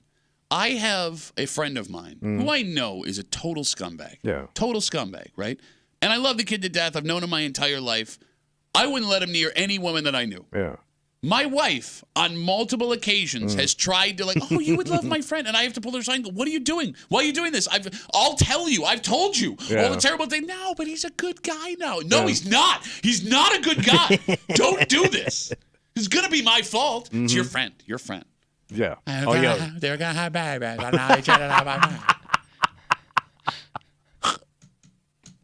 Let's take a break. All right. Tommy? Yeah, what's up? You know, they say the day you stop learning is the day you're dead. Yeah. And you're still learning, buddy. You know, you're in a really unique situation that you completely jumped over this part of life. Yeah. Yet are still experiencing the golden years of children. Having never done it before, it sounds like your wife needed some reassurance. Is that what this is? Yeah, I think so. Okay. I mean, she's never seen me do it. No, I understand. I understand. Because, Kimmy, there's a big step happening in the Muley household this weekend. Yeah, I heard. Little itty bitty baby, all by himself with the little itty bitty baby man we work with. And Tommy has responsibilities. Yes, he did. The Bills just finished up training camp at St. John Fisher, but Tommy has only begun Grandpa training camp. Yeah. Camp just started. And you said, Tommy, not only did you nail it, but you're now sacrificing? Oh, yeah. Oh, yeah, big time, man. We'll get into it next here, the break room on 96.5 WCMF.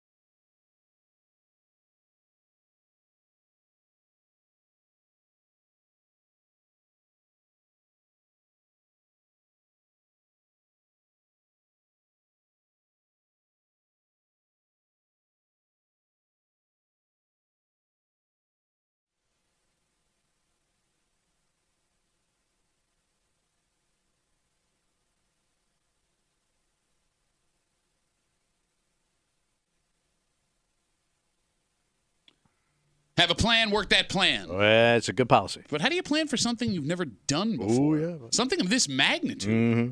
Big changes in Tommy's life. Yes. Has this man in a situation he never imagined he'd be in. Mm. And to make sure he's ready, his wife has put him through a dress rehearsal. Mm-hmm. You're hanging out in the break room. Rochester's Classic Rock 96.5. WCMF. Just after 7:45, Bills made their final cuts yesterday. And not many shocking things. Like the guys you thought were going to go went. But there is one man who made this squad that 6 months ago, there was no chance he was ever going to play in the NFL. And a picture surfaced yesterday. Kimmy, he has to be the only man that has ever done this before he suited up for the Buffalo Bills. Yeah, I can't think of another example where this picture would exist, even if it happened, right? Yeah. We'll get to it just after 7:45 here in the break room on CMF. So big things happen in the Muley household? Yeah, a little bit. What do you got going on, buddy? So we had the grandson overnight. Oh. The grandson. Yeah, last night. The grandson. The grandson. Now, for those who don't listen to the show on a regular basis, Tommy never had children. Nope. Because there is a God. Yet, his wife has beautiful stepchildren, and your stepson and his wife has they have two beautiful grandchildren. Two little ones, yeah. Yep. But the oldest, the young man there, he was going to be spending the night at your house. Yes. And this is a first, right? Without parents? Yeah.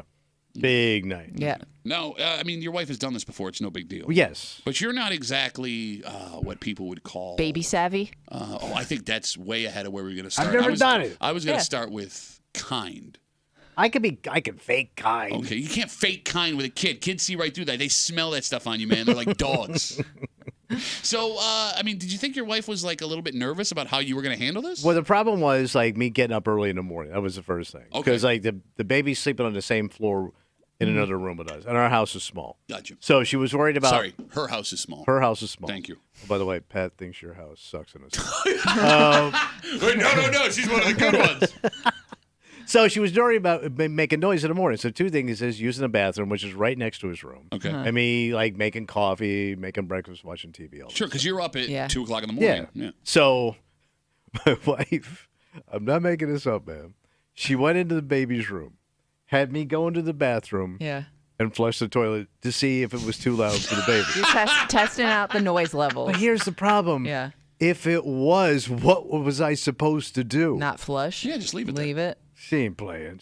I think she'd rather have that than upset baby. I've never seen this side of the woman. I don't know. No, I mean, that is a good question. Smelly dump versus crying baby. Right. Yeah. So I did it wrong. I didn't close the right door. So I had to do it 3 times. She was getting mad at me. She goes, no, this door. This is the door you close when you use the bathroom. Close this door. I got to see. So we had to do it 3 times. Okay. So on my own, I knew the next step was going to be noisy. Okay. Yeah. So I just got ahead of it. Okay. So I said, I'm going to take my coffee maker. I'm going to put it in the garage Oh.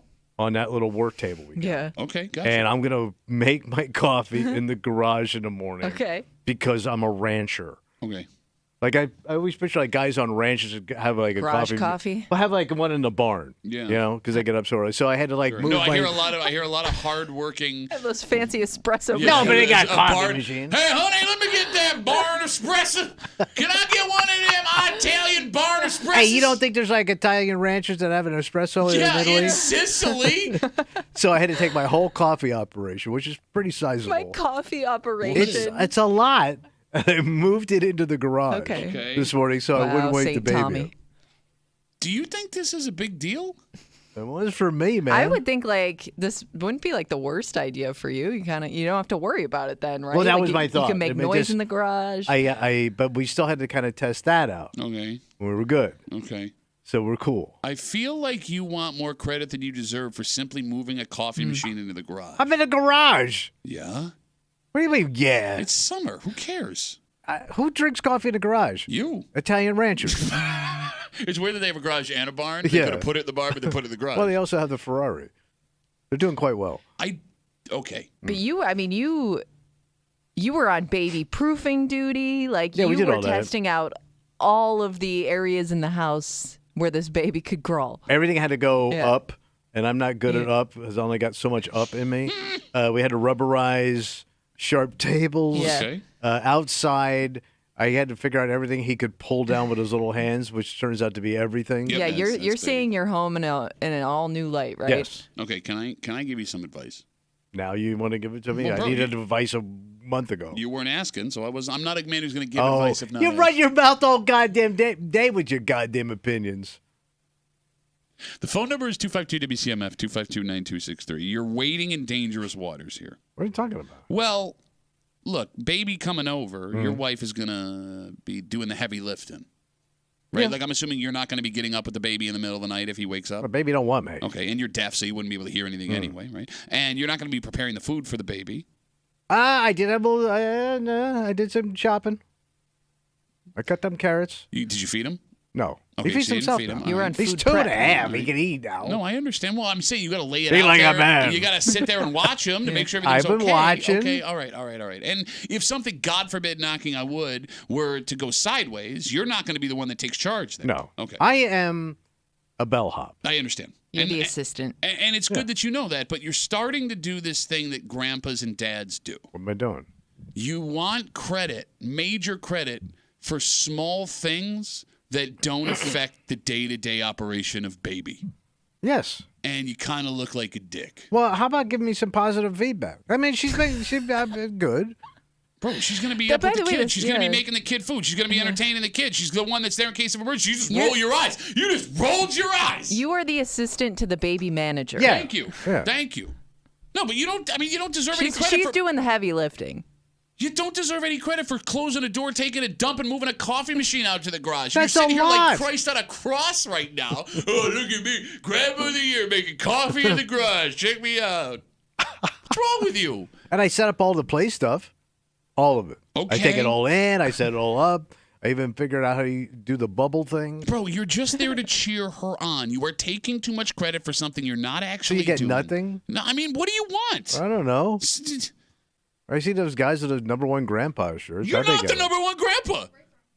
Did they make it number 2? Look.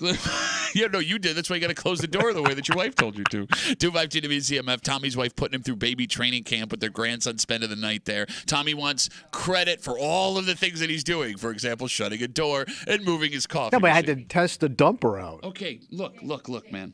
Dumper decibels. I'm good. We call that. I will give you credit. For what? You're going to give me crap No, credit. look.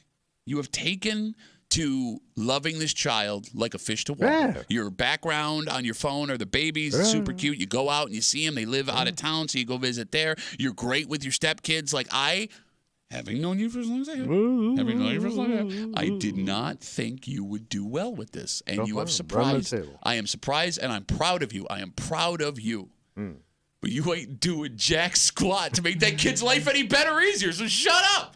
Like, you didn't even have to raise the kid who had the kid. Yeah, I did jump over that. Yeah. So shut up. There are fathers and grandfathers listening to the show right now that are cursing at their radio because of you wanting credit for moving a coffee Well, what machine. do most grandfathers do? But What? they're the backup. They of it. provide financial assistance. They're Financial there to watch the kid. assistance? Yes, that's I ain't Kimmy, got it. Kimmy, I know you ain't got it, and that's fine. You shouldn't have it. But we've talked on the show about people in their 30s, 20s, and 30s that are buying homes. A lot of them are getting major financial assistance Yeah. from mom and Yeah, dad. but that ain't Help in happening. some way, shape, Okay, or form. and I'm not saying you have to do that. There are grandpas that happily take their grandkids alone and entertain them for a whole weekend. Wait, grandpa. Yeah, Oh, yeah. my dad does. He takes the kids alone? Yeah. Because he wasn't good with his own kids. Yeah, I understand, Well, baby. second time So him and I around. both skipped over kids.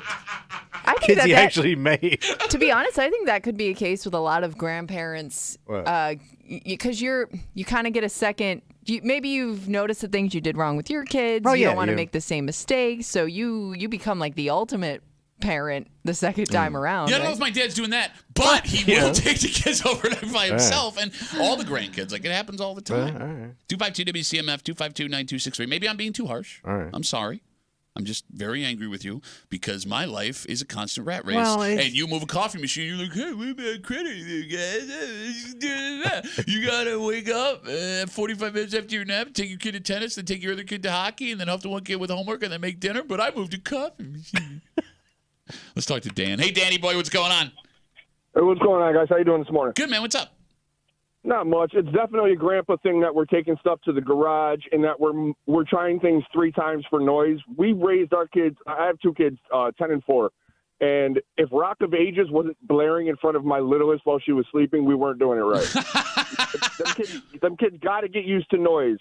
Well, no, oh my God, toilet flushing? Stop it. I'm with you. I'm blowing up the toilet next to my kid. So, Dan, I mean, I do notice that's changed in this generation because I'm with you, man. I grew up in chaos. We had 4 kids in the house. My mom, my dad, they were always doing something, right? Yeah. And my kids are the same way because that's how I was raised. But, Dan, I got buddies that their wives, they have the noise machines, like the ambient noise machines. And, got that. like, the screen time is cut all the way down. Like, it's There's totally rules. different.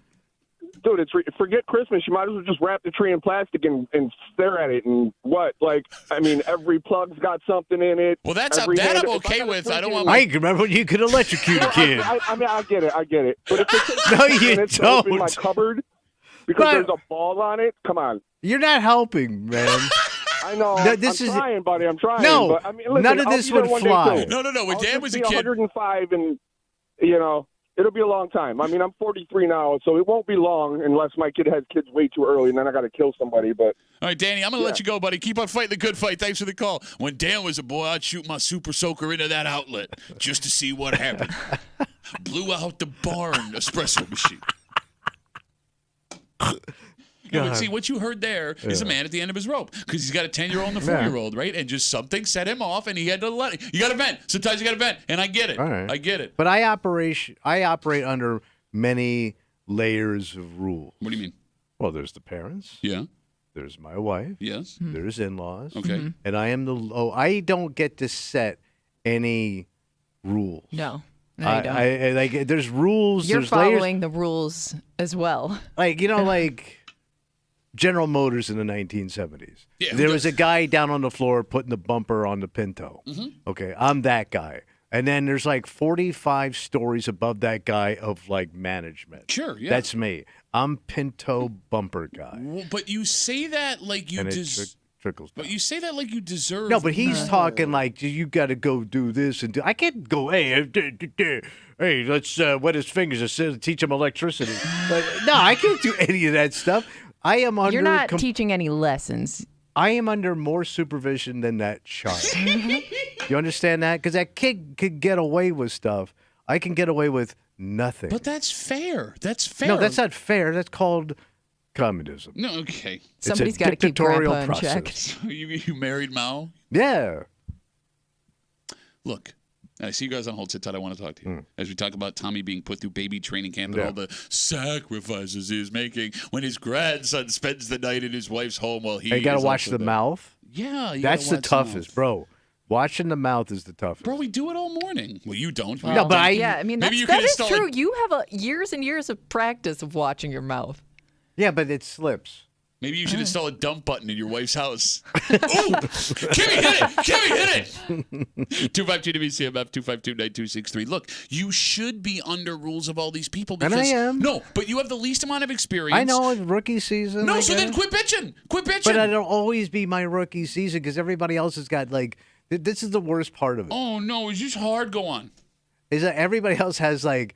We raised 4 kids. They all went off to college. We raised 2 over here. Let me tell you how we used to. I have none of those stories, right? Yeah. So when we were sitting around, I'm a 12-year-old kid. Listen to adults talk about what it's like to be a parent because I have none of this. I am back as a 12-year-old coming out of military school, proud to serve. Yeah, I'm a little kid. No, but that makes sense because from a distance, Yeah, what your is that? jokes are awful and you're ugly. Wow, that joke never goes away. 252-WCMF, just making it better for you. Let's talk to Justin. Hey, Justin, how are you, buddy? hey guys, how you doing? Good, brother. But this guy, I can already tell you, this guy has no advice. Just by hearing his voice, you suck. Not really. I mean, I'm only 35, but let me tell you, Tommy, I have 2 daughters. One's 11 and one is about to be 2. And I used to get up I still do actually, get up every night and go get a bottle. Every night I change the diaper. Did the same thing with the other one. I help make the food. I feed the child. Everything and anything you can think of as far as being a father.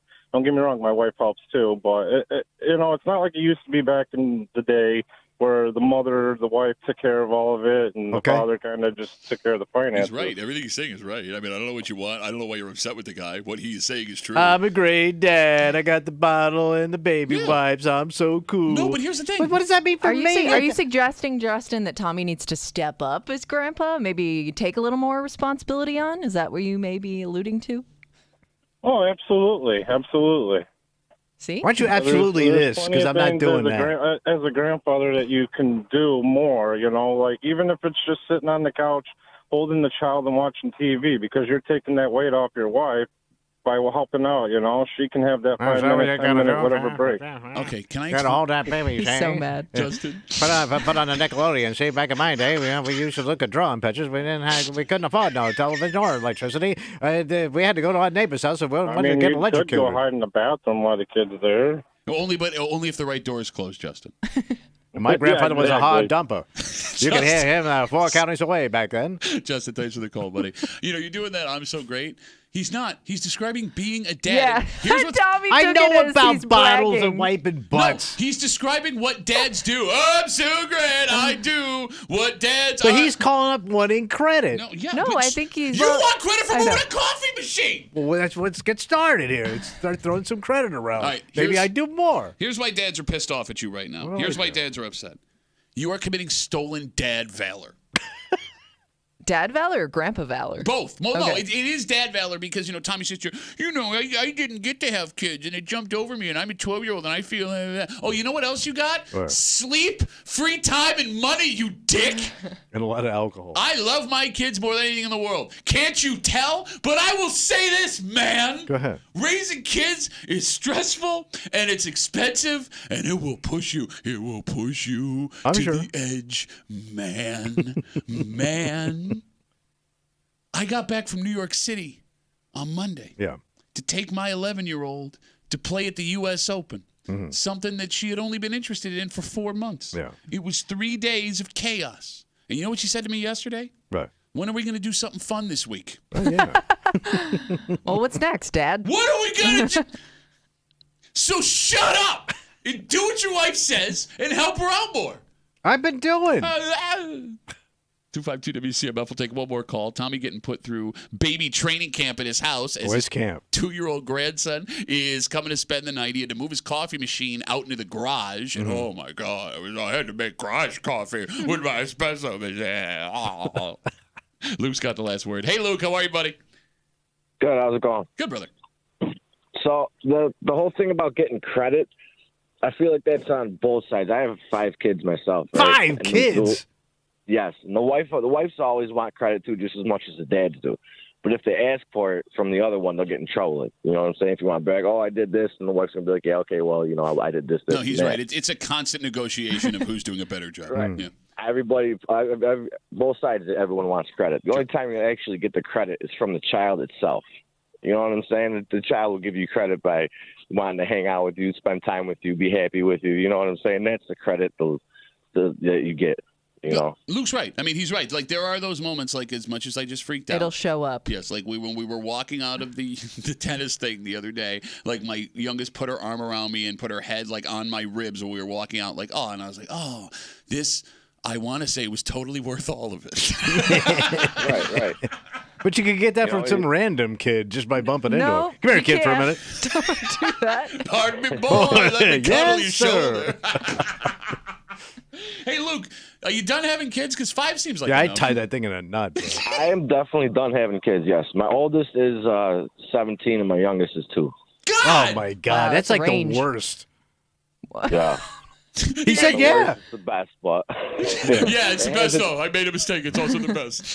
Yeah, it's all good. It has its times, though, I hear you, buddy. Luke, thanks for the call. Have a good rest of the day. And, like, you know what I'm loving about this, Kimmy? Yeah, what do you love? You're not Kimmy. You're not a Kimmy at all. Shut up and go make your garage coffee. I wonder if this is going to come naturally to Tommy. Like, all of a sudden, he's going to get a little confidence as a grandpa and be the one that maybe steps up. No, maybe not always in the most appropriate times, but he'll do it. You've known Tommy for a long time now. Uh-huh. So you will agree when I make this statement. Tommy with confidence is the most dangerous animal on the planet. So let's hope. Confident Tommy? Let's hope confident Grandpa Tommy doesn't show up, because if it does, bad things will happen. He's going to get promoted and then demoted. 3 Kind of like times. his career. All right, let's take a break.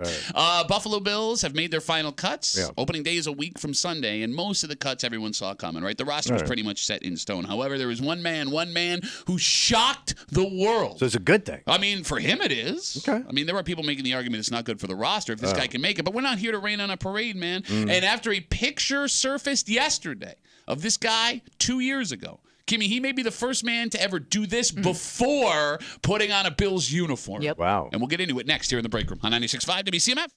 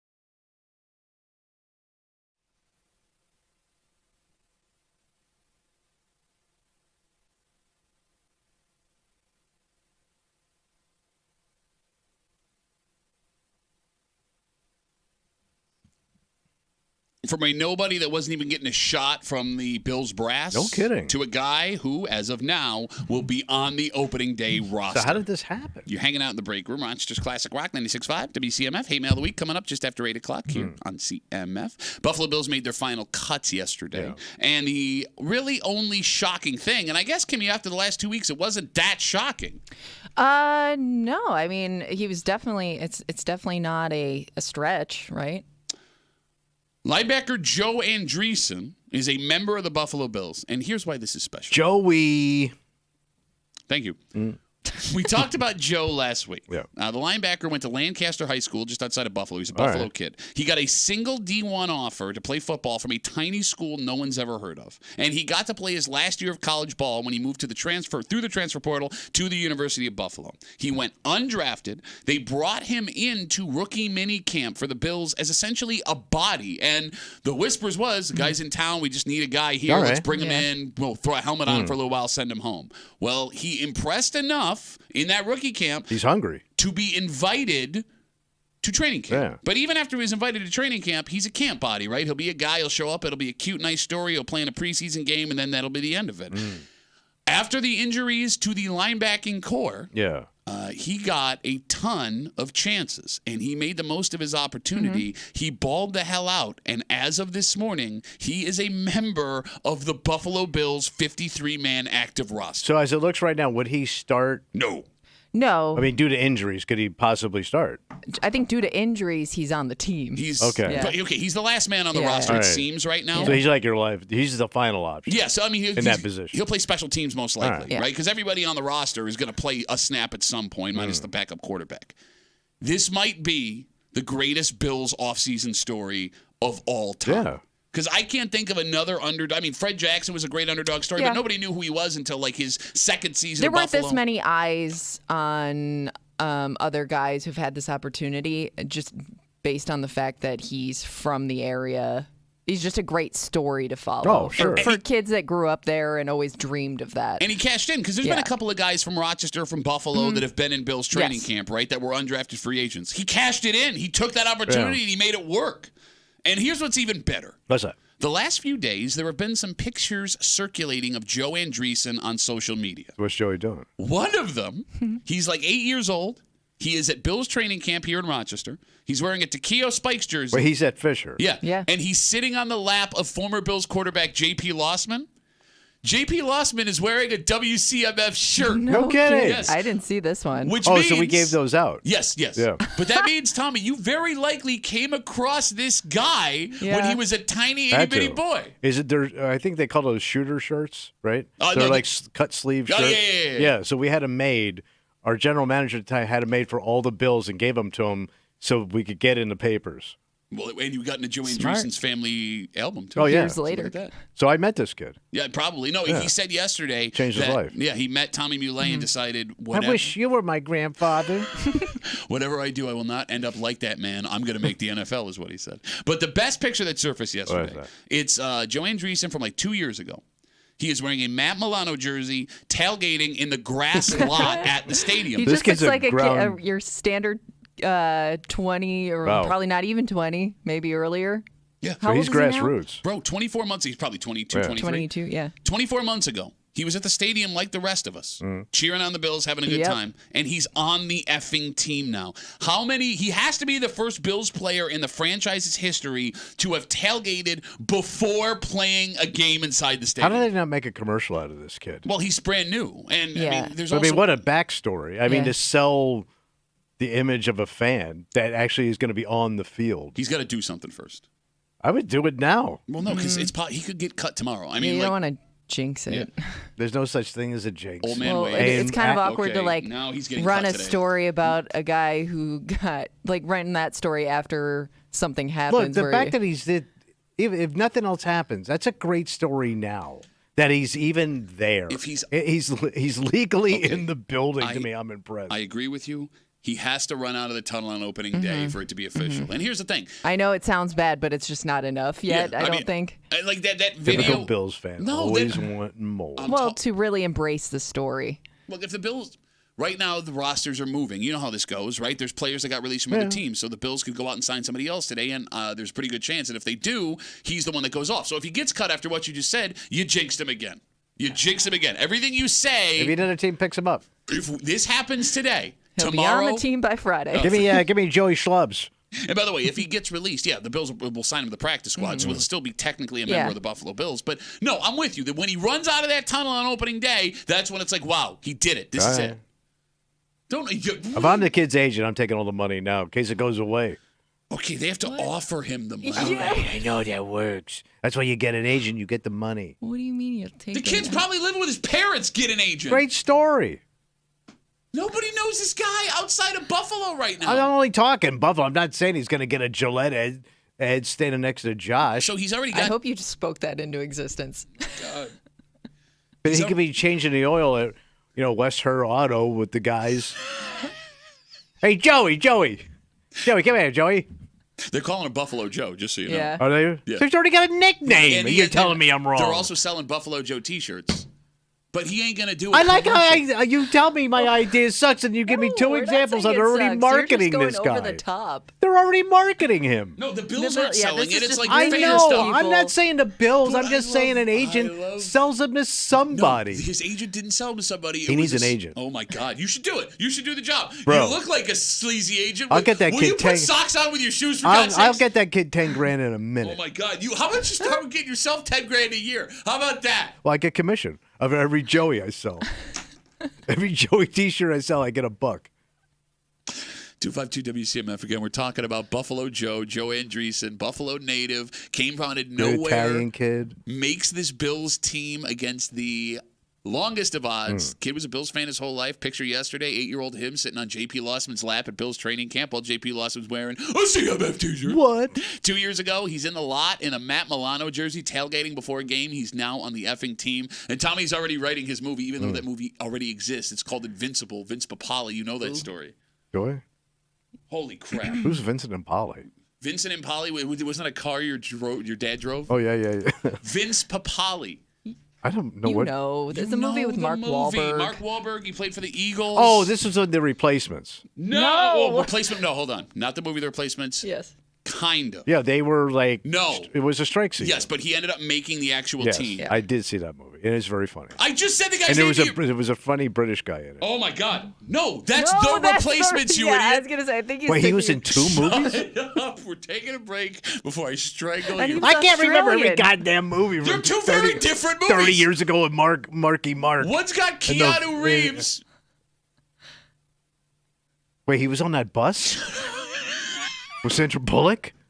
If you don't Did that kid blow up? If you don't run a 4.40, whose bus is gonna explode?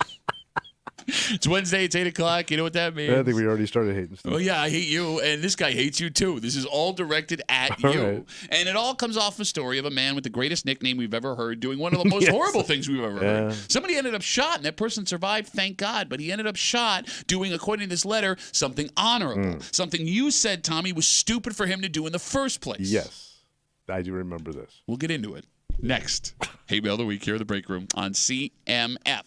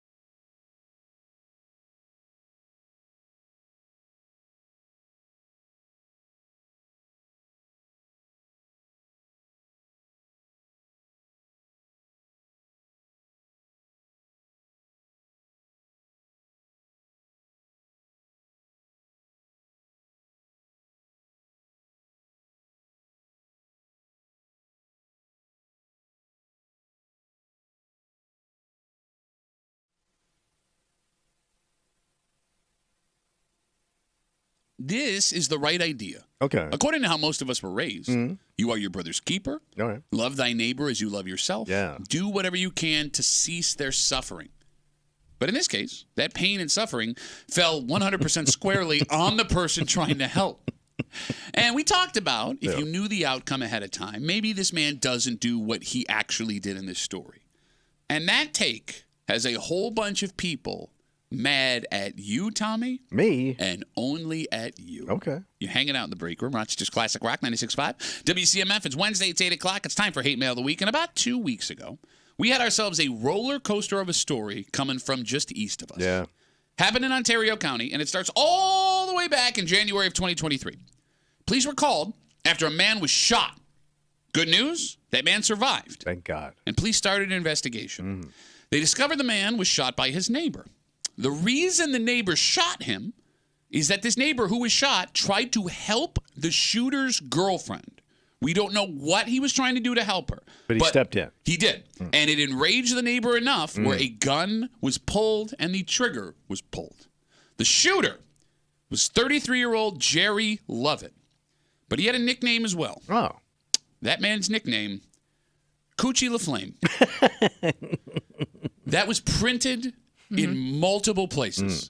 News anchors in town had to say Coochie LaFlame with a serious face on the news. Tonight, 40 years to life for Coochie LaFlame. And we had several theories as to why you'd get the name Coochie LaFlame. You remember this? Yeah. Tommy, you said it's because you thought he only banged hot women. Oh, yeah.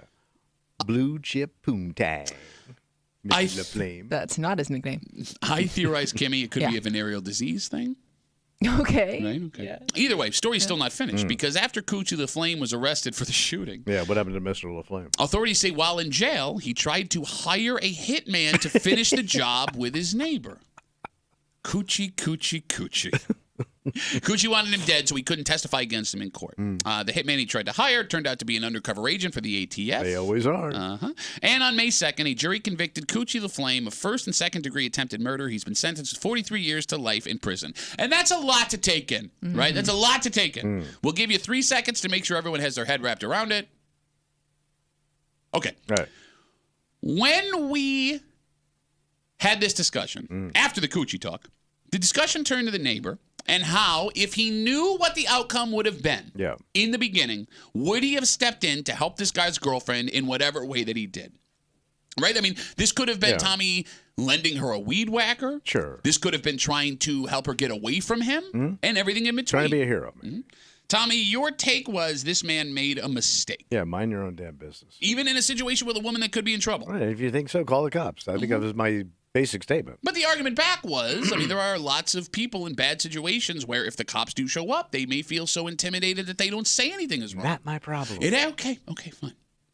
That take set off a lot of people. I can't believe I spew logic and I get pushback. Never once has anyone described you as a logic spewer. I spew much. You spew a lot. Ask your mama. Mother. That's what she said. Actual physical letters sent through the mail telling us we suck, hating Tommy, hating him. Hey. Sit back and enjoy today's Hate Mail of the Week. I used to sorry, let me stop you. Yes, this was written by a guy, by the way. My fault. Writing. Kimmy is filling in as our reader. Go ahead. Yep. I used to like Tommy Muley, but I don't anymore because he's just another jerk that has no honor. Remember honor? When you did the right thing, not the easy thing. He said he wouldn't put himself in harm's way to help an innocent woman. That is what men have been put on this planet to do.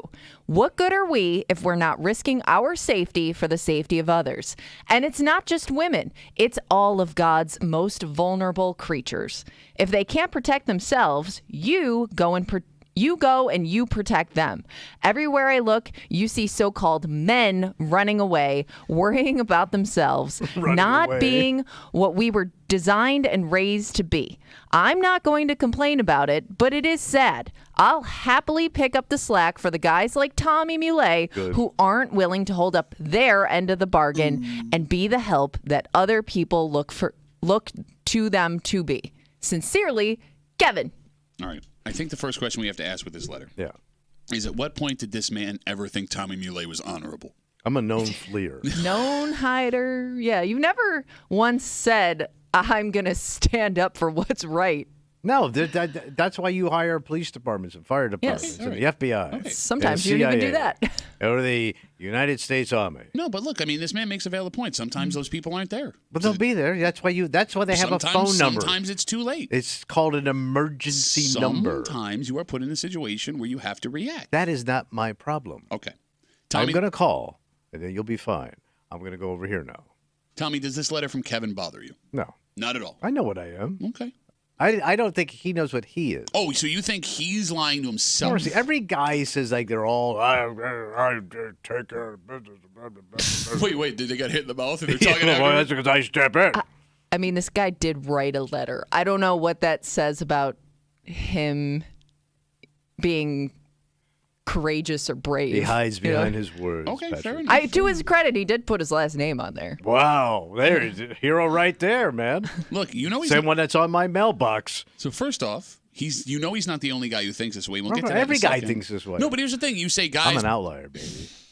You say, no guy actually feels. There are several examples in this town yearly of people who stand up and do the honorable thing, put themselves in harm's way for the sake of someone else. From a hospital bed. So, but you can't sit here and say nobody does this. Stepped in. You can't sit here and say nobody does this because people do. Okay. All right. Okay. I just think you don't know the whole. When you jump in like this, you don't know what's going on. Sure. But you're going to act like all of a sudden you're so arrogant to think I can solve your problem, madam. Okay. When you can't even solve your own problems. Okay. You're making a lot of generalizations here. It's like you're walking out of a flaming house into a flaming forest. A lot of generalizations. But the flaming forest may be safer. The house is closing in on you. See, that's dumb thinking right there, man. Okay. So this whole thing of honor is an interesting idea because depending on how you were raised, for some people, it's not even a question. And that's not just for men, by the way. There are women that believe any man in any situation should be willing to step in and keep them safe at the expense of that guy's safety. It's why, Tommy, when a boat is going down, they take women and children first, as Tommy is shoving them out of the way to get himself to the lifeboats. But this story that we had initially of this man being shot after trying to help this neighbor woman of his is a good example of how maybe you never consider the worst case scenario when you jump into a situation like this. It can go how horrible. I mean, this story is close to the worst case scenario. He was shot. And then the suspect tried to hire a hitman to finish the job. Right. He didn't die, but we can assume it was a terrible experience for him. Oh, yeah. It could be something he deals with for the rest of his life. He's got a bullet in him. That's always going to live with you. Okay, they can get the bullet out sometimes. I know, but that thought, the hole, the thought scar. of the hole? Yes, the scarring. Look, man, he did do the honorable thing in the eyes of a lot of people. What did get him? But we don't know. If we don't have this man in the room, we don't have this man calling us. He could call. If we talk to him, he could say, I would do it again. I'm happy with what I did. Okay, so the guy steps in, and the other guy fires a gun at him. Yeah. Let's say the guy doesn't step in, and no gun is pulled. Okay? So it's a safer situation because maybe you stepping in caused him to reach for a firearm and shoot where he wasn't going to do that if you didn't step in. You know what you're doing. Because you know what the other potential scenario is that you don't even want to broach right now. What's that? That he doesn't step in, and a day, a week, a month later, something horrible happens that he potentially could have stopped. But I can't predict the future. I can't predict if I step in if I'm going to get shot. So let's not have that argument because we can make that argument the same way. I think you escalate the situation when you try to play hero. Okay. So, and no one should ever try and be a hero ever. People should call the authorities that are trained to do these things. Every guy must think he's trained at 7 different types of heroic things that they can do. You sit here. Basically being a target. Look, man, I agree with you. Call the authorities, right? But there are times where I trust the American government. Not an option. Sometimes. So you got to jump in. 252 WCMF, talking about a man who was shot trying to help a woman get away from a dangerous man who it turns out was very dangerous because he ended up shooting him. Man writes us a letter. Kevin says Tommy's take of leave it alone is not honorable. He's not an honorable man. And Tommy says it doesn't bother him, but look at that puss on his face. Look at that puss. I always have this puss. Let's talk to Frank. Hey, Frankie, how are you, buddy? Doing all right. How you guys doing? Good, man. What do you got? All right, so I agree with Tommy, and this is why. I have a job where you have to step in and help people. Did that one day, and I've dealt with a torn shoulder now for the months, and I'm still waiting to get my MRI done. Yeah, but the job was helping lift bananas for people in their car, and he just got really heavy bananas. Shoulder went out. I wish that's what the job was. I was joking, Frank. You don't need to tell me the story, but go on. I'm sorry. But yeah, I agree with Tommy just for that fact. You don't know what's going to happen, and this guy should have known to call the police anyways if it's a domestic violence incident. No, well, here's the thing. We don't know that for sure. I don't want to say that. We don't know what the incident was for sure. But if it was, then the police would tell you that is definitely one of the most dangerous incidents they always go to, as your father would tell you as well, Pat. Yeah, he ran from one in his house. I'm out of here. That's true. He got away a different way. Frank, thanks for the call, but I appreciate it. Okay. You're muddying the waters on purpose. What do you mean I muddied the You waters? muddied the waters on purpose. How? What did I muddy? We are in agreement that you should let the authorities handle situations, Yes. Yeah. right? But you cannot deny. Look me in the face. I'm looking right here. I'm looking. You cannot deny that there are situations where that's not an option sometimes. Well, and sometimes you don't even really know of what you're walking in on. You've just made but I'm saying I could understand somebody jumping in thinking like, oh, maybe I could help regulate here, and things get just out of hand quickly. And your intent wasn't to jump into a dangerous situation. You didn't know necessarily it was going to get that dangerous that quickly. And you're not wording it correctly. Oh, no? It's when you jump in and you're immediately over your head. Okay. In this, you're not qualified to be where you're standing right now. Kimmy, I have the perfect way to figure out if Tom, because he just fist did. pumped. I did. No, I did think an it's old kind of man like an point old now. man point / wave. It's a waving point. No, we have the perfect way to figure out if Tommy believes what he's saying. What's that? You ready? Tommy, would you want another man to do what this man did for your wife if she was in a situation like this? Yeah, absolutely. But that guy, but he's breaking all the rules you just said. That guy's an idiot. He's Don't over his listen head. to the break room. Are you getting your advice from the break room? Get in there, buddy. You do it for the love of your life, right? You do this for your wife? Yes. Okay. But you would be upset if another man had the opportunity to keep her out of harm's way because that guy's being an idiot and he should just wait for the cops. No, he should jump in. Oh, what happened all of a sudden? I am a known hypocrite. Okay, no, that's what I And a meant. fleer. So the and a hider. fact that you said what Back you up, said Grandpa. and then you flip it around makes you a I don't look like an hypocritical, 8-year-old. arguing, Who doesn't? non-honorable bitch. Yes, I am all these No, things. so then your point I is am just invalid. I'm just a flawed human being, Your Pat, trying to navigate point this crazy thing called life. is invalid. So I don't even have a valid point. That's what I just said. Then why am I in trouble? Because you're just spewing stuff. That's why, right? No, I'm a known spew. I'm sorry, known spewer. You're encouraging Known people to spewer. not do the honorable thing, which, again, I agree with you in most circumstances. But to say it Well, doesn't because exist. you go to the most ultimate. What if your wife? What if your Yes, grandmother? this And by the woman way, is somebody's if daughter. somebody was doing that to my grandmother, I didn't see nothing, bro. This woman is somebody's daughter. That's everybody. That's what I'm Well, half the planet. And some other people that have made other decisions, and I Okay, fully for support God's that. sakes, 252-WCMF, 252-9263. Let's take one more call again. We're talking about this guy named Kevin, Hate Mail of the Week, writes us a letter talking about a man who was shot trying to help a neighbor of his. That man who lived next to him with this woman did not like that because he shot him, and then after he was arrested for shooting him, tried to hire a hitman who turned out to be an undercover ATF agent to finish the job. The man survived. We don't know what his condition is, but Tommy said that the guy should have minded his own business. Yeah. Kevin says Tommy is not being honorable, and we used to have honor in this country. You know what we don't have anymore? What's that? Honor. Nobody wants honor. Well, you don't have honor. Not like Kevin. Kevin's a hero. Mitchell's got the last word on CMF. Hey, Mitch, how are you, buddy? Mitchell. I'm doing all right. How you guys doing? Good, man. What do you got? Husband and wife team that work with me, and his wife was a tough gal from New York City, and her husband told me that her brother came to visit, and he was a Marine, and a guy was getting a living crap beat out of him by two guys. So he jumped in and got him off of him and probably saved his life. What he didn't know is those two guys were Russian mafia, and they came back and put 21 bullets in him. They took him out. They never caught who did it. I just heard it was the Russian Mafia on the Yeah. radio, Mitch. Yeah. You're ex-military. You have an oath. And some people turn their backs on it. But I know a lot of people that are ex-military. I'm ex-military. You take an oath. You're supposed to jump in, even if it means your life. I hope I never get in that situation.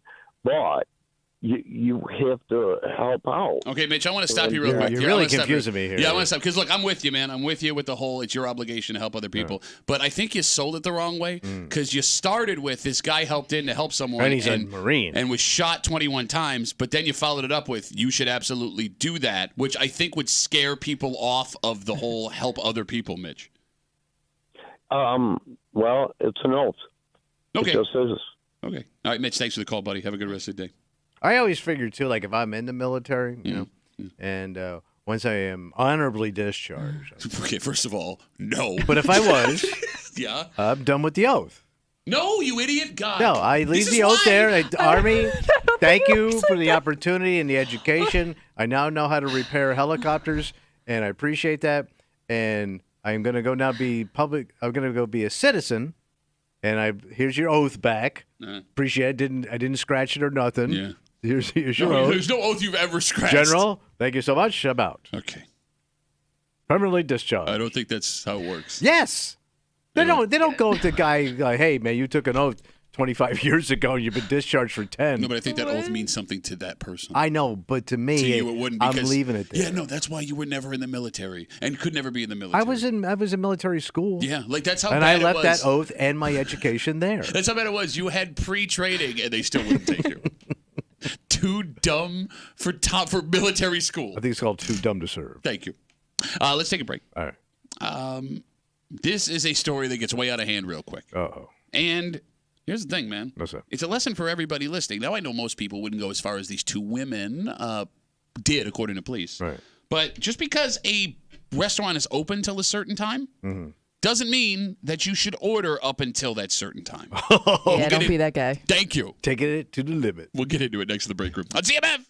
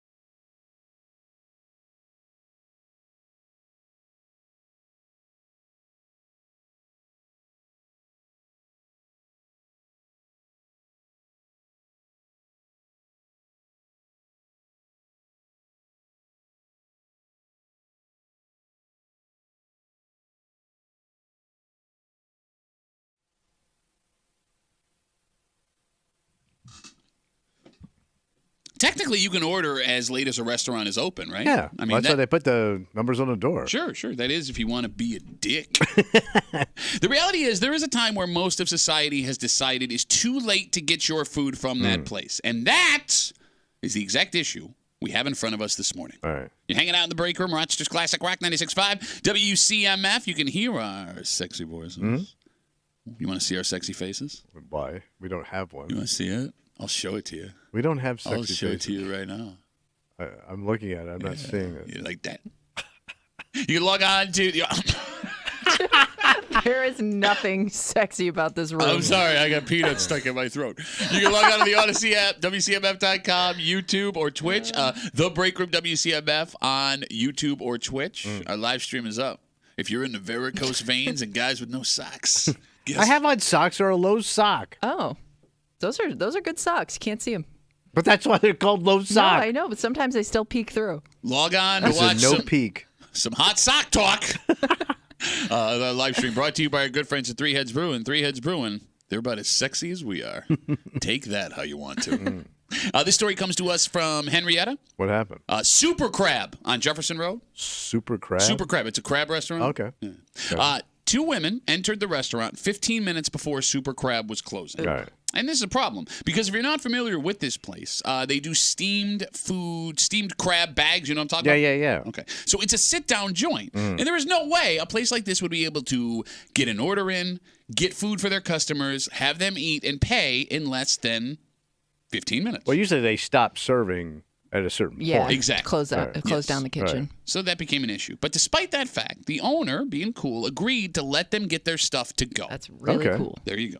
So what's the problem? Well, for some reason, and we don't know why, the pair became belligerent after they got their order. Wait. After So they got it. They got their order. And now they want to sit down and eat it? They didn't want to leave? No idea. They became belligerent. This is according to the police department. Okay.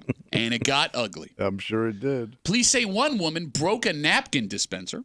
All right. Both women are then accused of picking up potted plants and throwing them at an God. uninvolved employee. Which might be the worst part of the story. Yeah. Because not only do you have nothing to do with what happened here, Yeah. you're just standing there in the thing. You're there after hours because you probably wanted to go home like You're going to have 30 to clean up minutes ago. whatever they Yeah. just did. Oh, we're not even to that point Right. yet. You'd never see potted plant as a weapon coming. No, you don't. You may even stand there to watch what they were going to do with the potted plant, only to be blasted in the face 5 feet away with the potted I plant. got to say, these chicks are in shape. Yeah, it's Pick up hard a potted plant and throw it. Yeah, you throw your back out immediately. Okay, but there's different size potted plants. I know you're thinking of the potted plants that are Yeah, like on the but floor. even This if could have you- been like These a are the little one ones on a you see in table. restaurants. They're usually pretty I sizable. love how you're going to tell me what the potted plant inside a restaurant you didn't even know existed looks I've like. been in, and you don't know plants for squat. Bro, what are you talking about? You don't know no potted plant.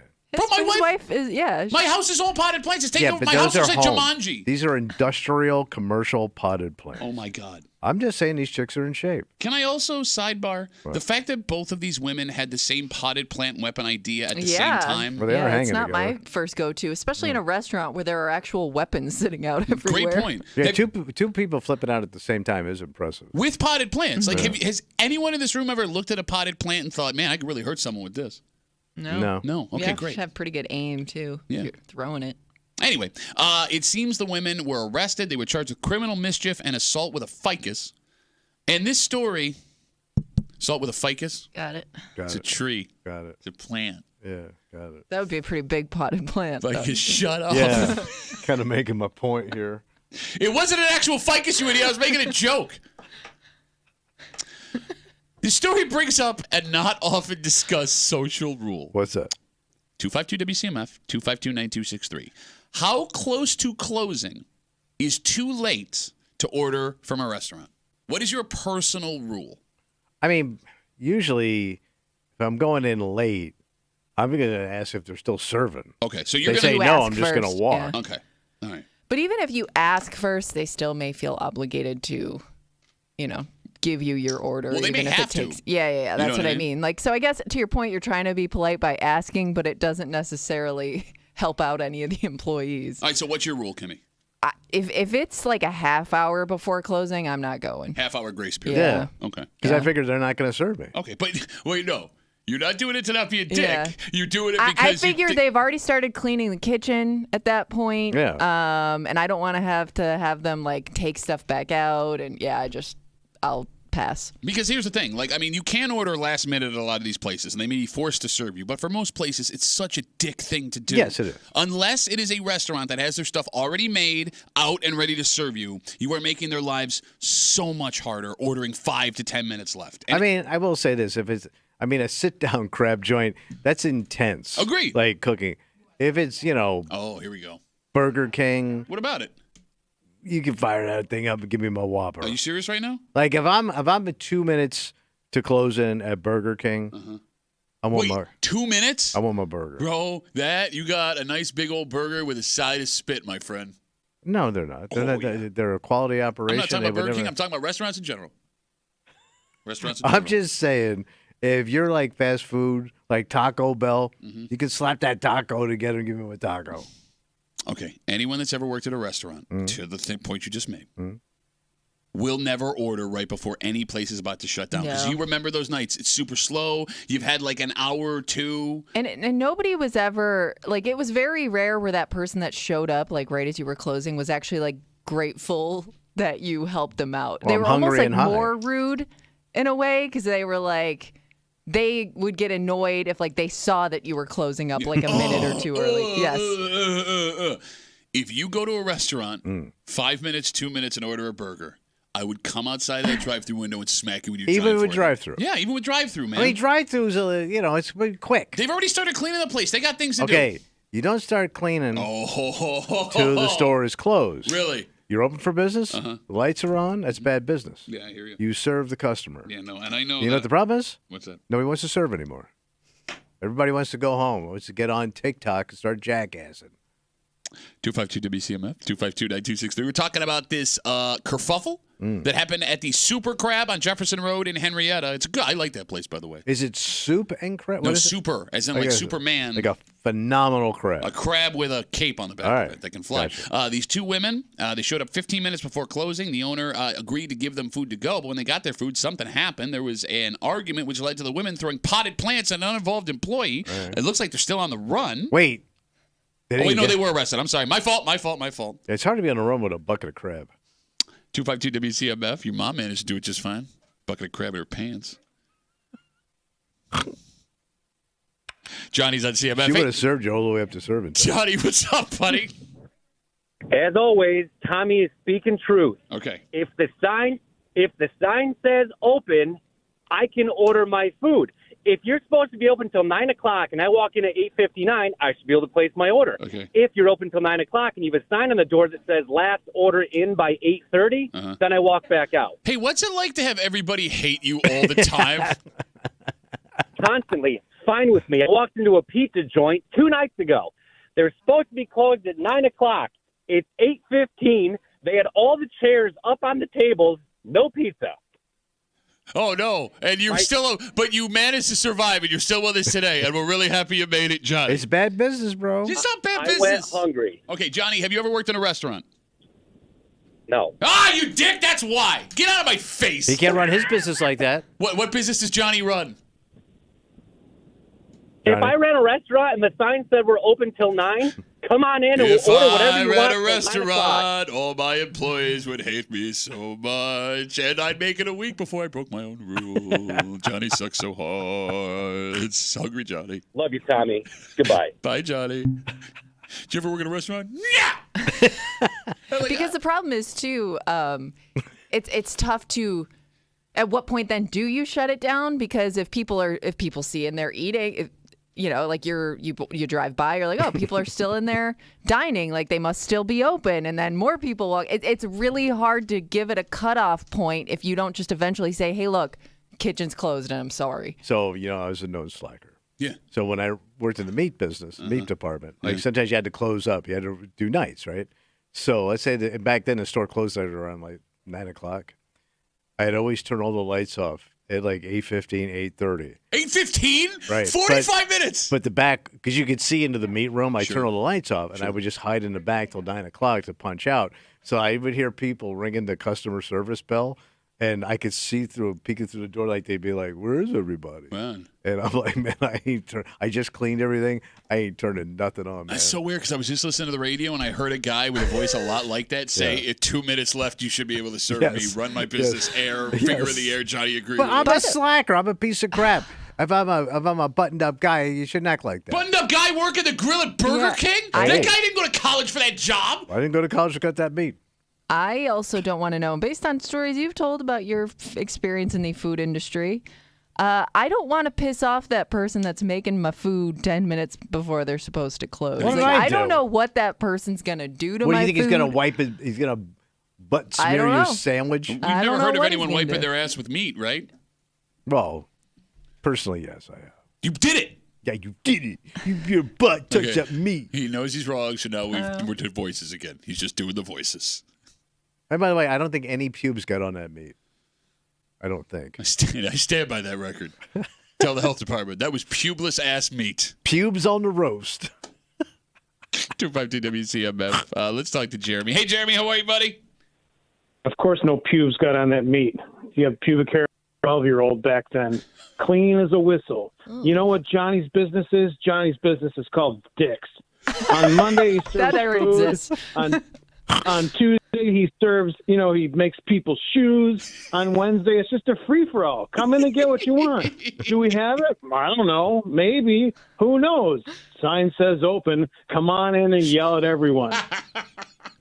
Jeremy, now All you worked in the food business for years and years and years. I would love to know your personal opinion on I guy. think we know. Well, 10 minutes to go. 10 minutes to 9 o'clock when you close. Guy walks in. He wants, Something in the fryer. Yeah. What are you doing, Jeremy? I have two opinions. All right.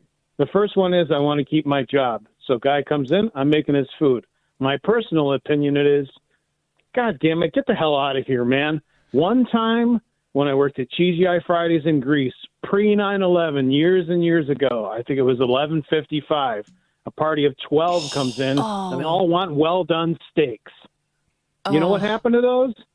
Threw them on the grill real quick, shoved them in the microwave. I hope you enjoy your well-done steaks because you don't know what a steak is supposed to taste like anyway. Eat your shoe leather, shut up, and come back before we close, maybe a half an hour's worth. Yeah. All right, Dicks, Johnny's dicks, Johnny's dicks, everyone's dicks. Bye, Jeremy. Bye, dicks.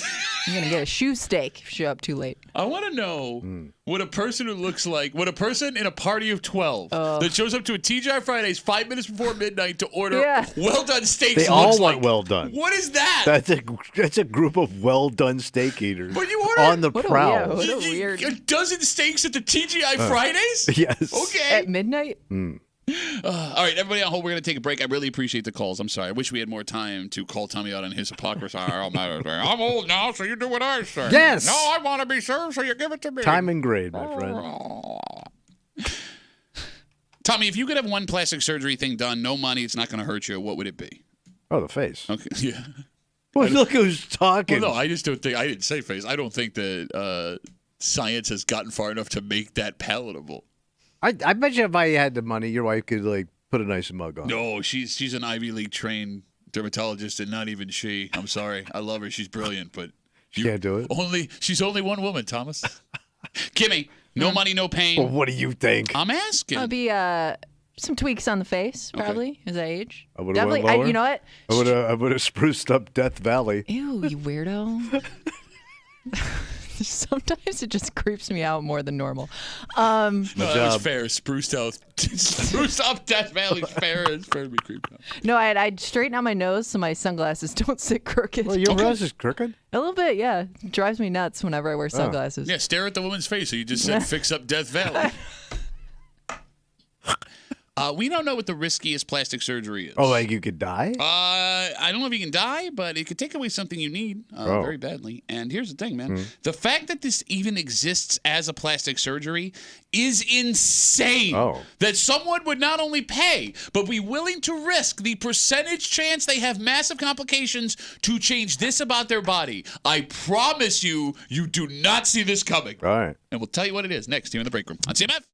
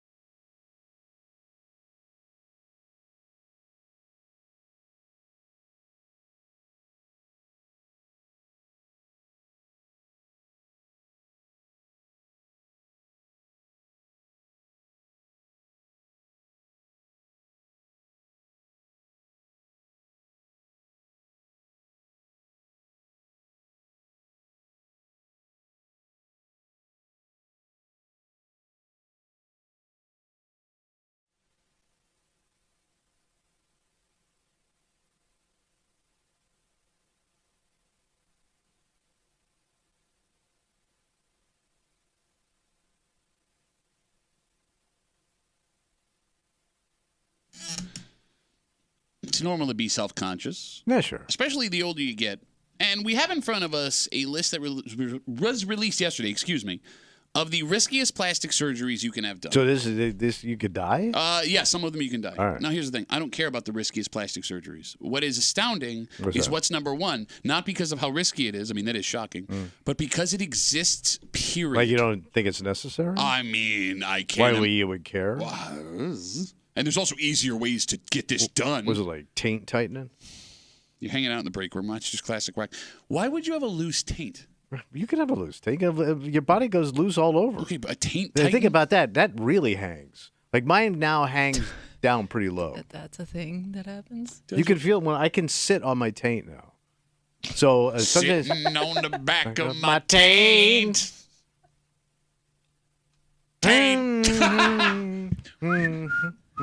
Oh, it whistles. Especially when I walk fast. Okay, I agree. I am going. Do you want to guess what the riskiest plastic surgery you can get is?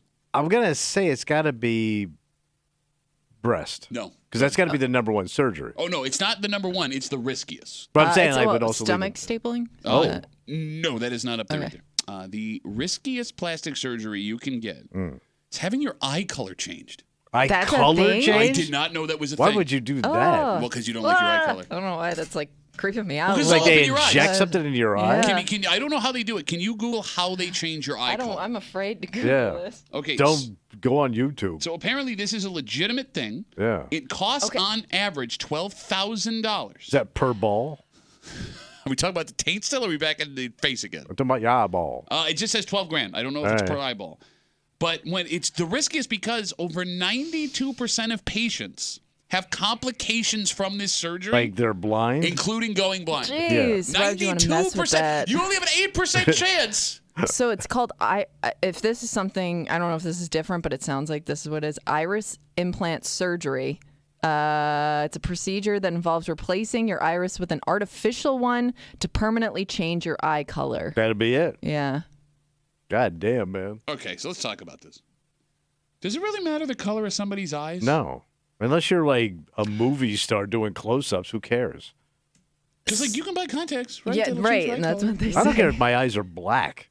Like they could be like coal. I don't care as long as I can see. You say that because you don't have black eyes. Like I know. I remember back in the day, like girls. I went to Aquinas. I lived in Gates, so everyone I knew was Italian, right? And you get those like really dark brown eyes, Italian girls, and they would just bitch and moan all the time about, I didn't get blue eyes. My cousin got blue eyes. I wish I had the blue eyes. But nobody cares. Look, I'm with you. I didn't think you would care enough where you'd be willing to risk 92% complication. I think can you tattoo your eyeballs? I hope not. No, I you think can. you can. I think we've talked about this with No, Scott I don't. before. Your actual eyeball? Yes, the white of your eye. You can tattoo the white them. of your eye. Yeah. I haven't seen that on anybody. No, you don't remember that George Washington thing? Don't shoot them till you tattoo the whites of their eyes. Yeah, you never seen that before? I mean, that creeps me out. Does any famous people have it? I don't know if Because I mean, I know the people that have all those face tattoos. I don't know, but I don't think they have eye tattoos. No, I mean I've seen pictures of people with their Yeah. Does Jelly Roll have it? Because his face is. I'm just saying, Jelly Roll's face is inked up. Here's how you know Jelly Roll is now super famous because Tommy knows who Jelly Roll is. I really like him, man. His songs speak to me. Very interesting story. Yeah, I know, but I wonder if he's got it because he ain't got it because that dude's inked. Yeah, the whole face. No, I got it. There are a lot of very tatted up artists, right? Yeah, but they didn't do the eyeball.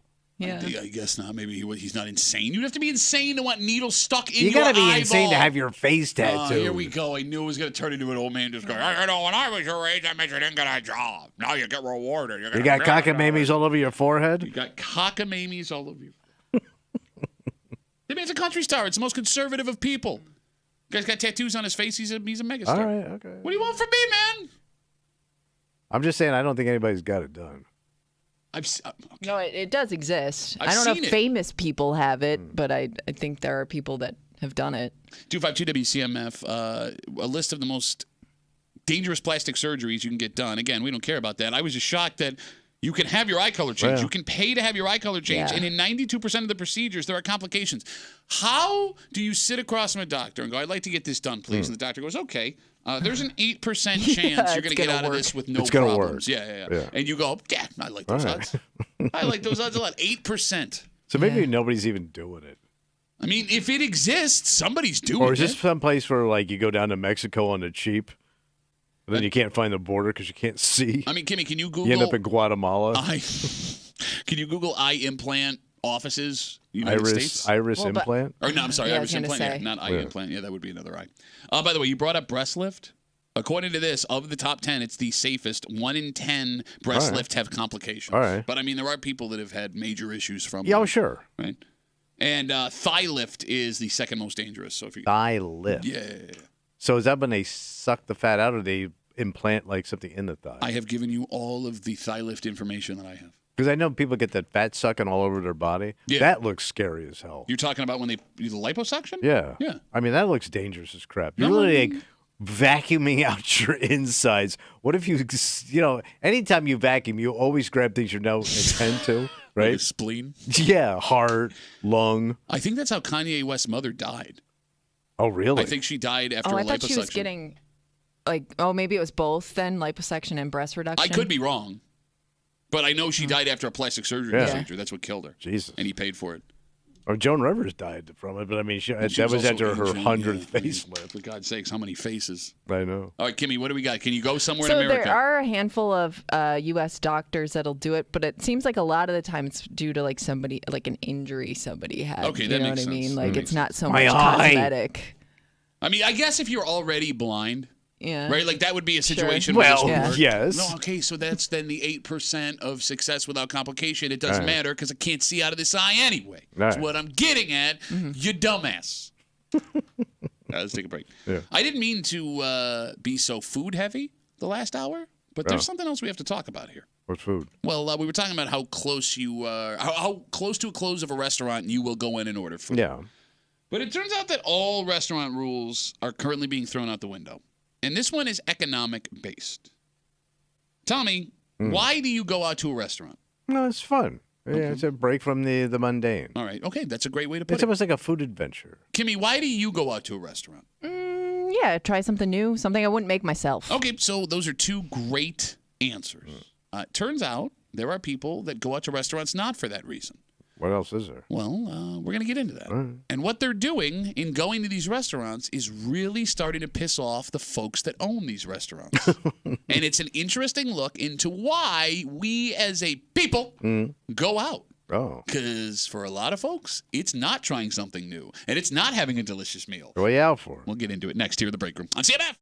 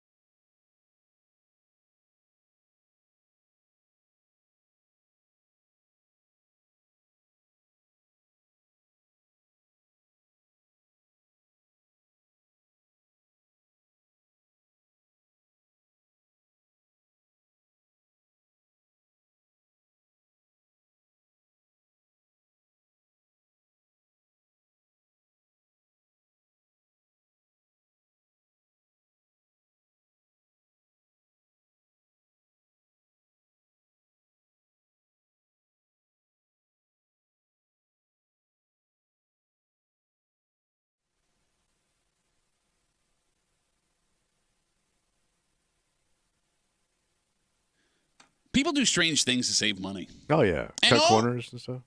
Yep. And all of us think we have a line we will refuse to cross in an effort to save a dollar. I would think this is it for most people. Okay.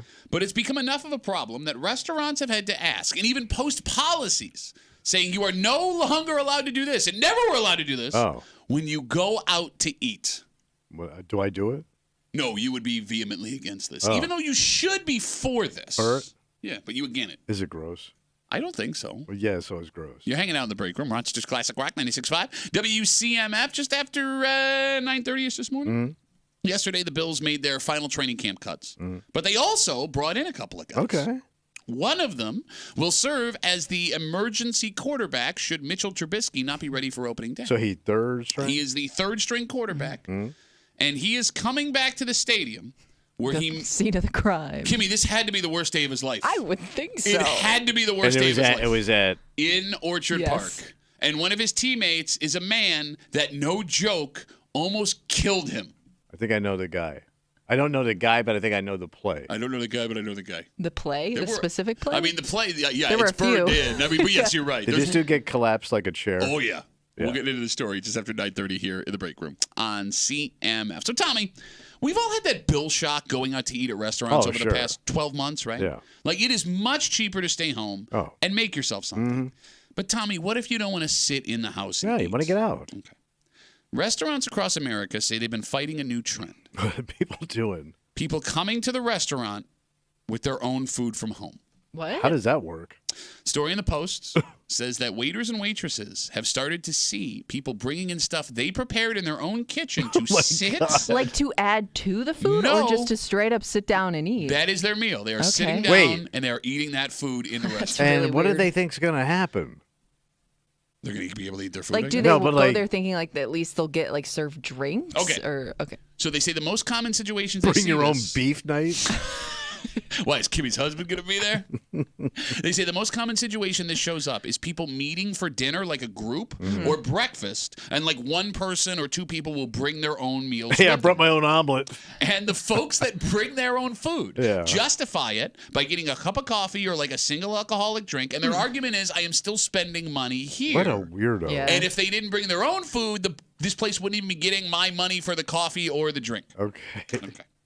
There are two questions to be asked here. Yeah. And there are two very different questions. Phone number is 252-WCMF, 252-9263.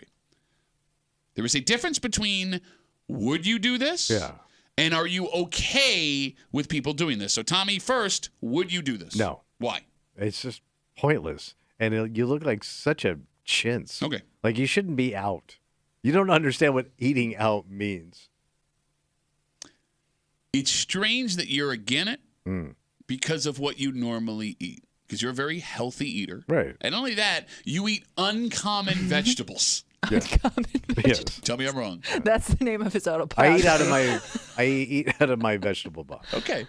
So you can't grill fennel at the distillery. All right, I eat more than fennel. I'm just saying, if your wife wants to go somewhere, or I eat around the menu. Okay, that's fine. But I can't imagine. But you bitch about it. But I'm not going to schlep food in his little baggies. Yeah. Look, man, like a little kid, like like a little baby. You got like little things little and baggies. Snacks, dipping sauces.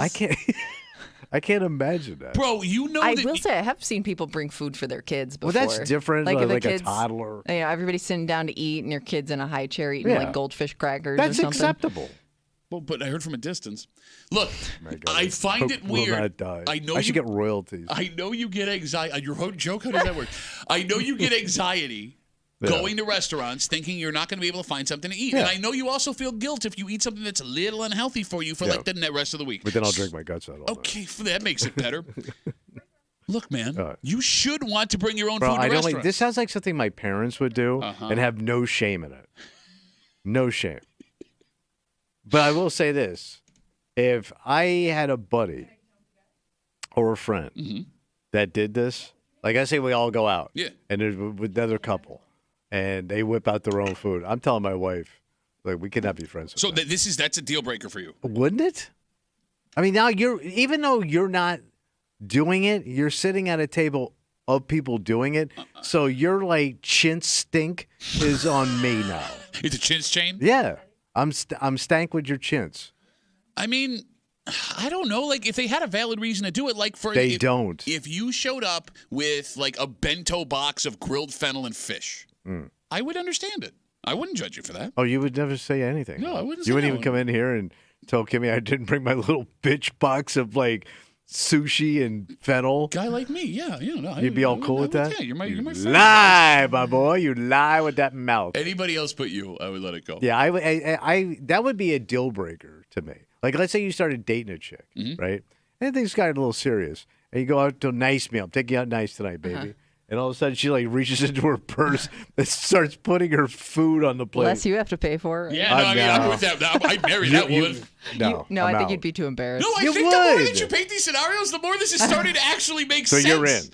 I mean, look, I wouldn't do it. This sounds like something your dad would do. Oh no, my dad throws down a credit card with no money left on it. Give me the best meal at $23 combined. But I can see him doing it with you kids. Oh, that he would do, yes. Right? Yes, absolutely. This sounds like a chintz move. Yeah, we're going to Hard Rock Cafe, the best restaurant in Reno, Nevada, and you're bringing peanut butter and jelly. See, it's funny, like you with the dietary restrictions makes sense. It's the opposite end for Kimmy. I mean, hers would be more financial.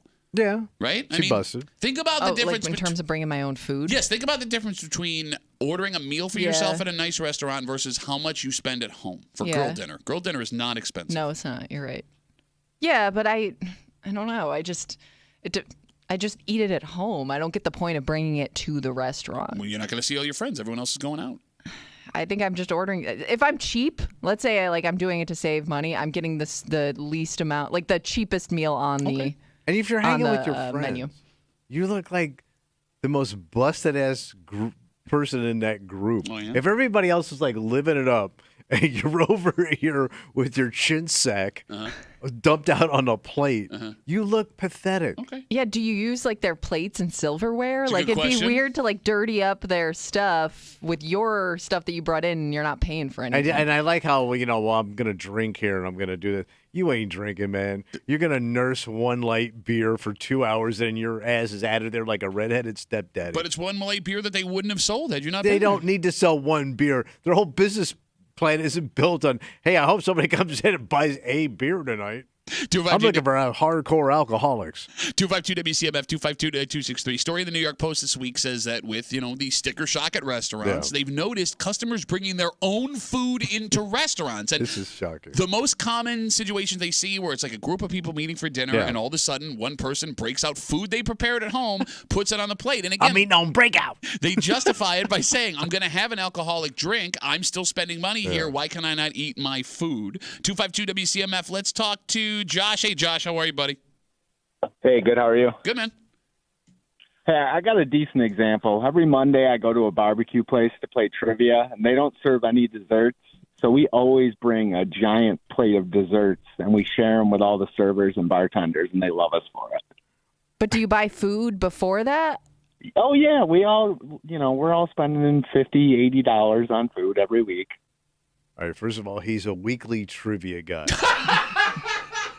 Like that's in that's heavy. Where my life's at. So sue me. I would love He to. embrace But he's it. got nothing I to would sue. call Celino or Barnes and sue your ass. Like, first of all, you're doing that, and he does this thing that my father always does. They love us there. When we walk in, they light up. They all love us. These people can't stand Well, you, we all bro. tip them pretty well, too. What kind I'm of a desserts big do you chipper. bring, Josh? What's that? I want to know what kind of desserts he brings. Brownies is probably the most common. Nice. Wow, really extravagant there with your brownies. How about Gimme? Tell me more about the desserts. I'm just curious. Describe these brownies. But he's bringing his low-end Duncan Hines ass in there. Hey, hold on, and hold he's on. also Well, thinking he's okay, a but he big said chipper. they don't serve dessert, right? So this is just something extra. Yeah, but if they don't serve fennel. Exactly. All right, Josh, let me ask you this, because this will go a Fat long ass, way. too. Go a long He's way. fat. Josh, how old are you, Josh? I'll be 36 in October. Oh, Josh. No, you're actually 66 in real time with your Duncan Hines. No doubt. I'm fine with that, though. How Better bad than do you being need a a brownie? 25-year-old jackass or like a 55-year-old jackass. I'm not sure how old you are. Oh, no, Josh, I got to let you go after that, buddy. I'm sorry. That laugh is All right, terrible. all right. Bye, Josh. You brownie mouth. He's like minor league Jeremy. I can't imagine bringing brownies to a barbecue pit where I'm doing trivia night. Oh, for God's sakes, man. That's something my age. Yes, I understand. Yeah. I'm not a deeply young disturbed by guy. it also. All right, so you wouldn't do it, and you're against somebody else doing it. I'm not You hanging were on with anybody record. that Okay, does it. all right. Look, but here's the thing. What's up? If there are 4 people eating and one person brings something from home, it's not like the restaurant is losing money. That table would still be taken up by the 3 others, even if the 4th wasn't there. And it's one thing. Look, it's one thing to show up by yourself, take space, pull out your dinner, and order a mixed drink. That's a dick move. But if the other people are racking up a $150 bill while you're there, that $150 was getting spent whether that person was there or not. So here's my bigger point, I think. Okay. You're right. Mathematically, you are correct. Thank you. But here's something that this person is losing quickly at the table. Dignity. Dignity is getting flushed faster than a Phil Sherman turd. Put that on a T-shirt. We'd sell one. Yeah. And he can't even afford it. He just brought his own T-shirt. I would. Poor kid hasn't worked here in 10 years. He's still getting kicked in his throat. I would worry too that I'm going to upset the server because let's say I bring in a dessert somebody made or I bought it somewhere else and it looks delicious.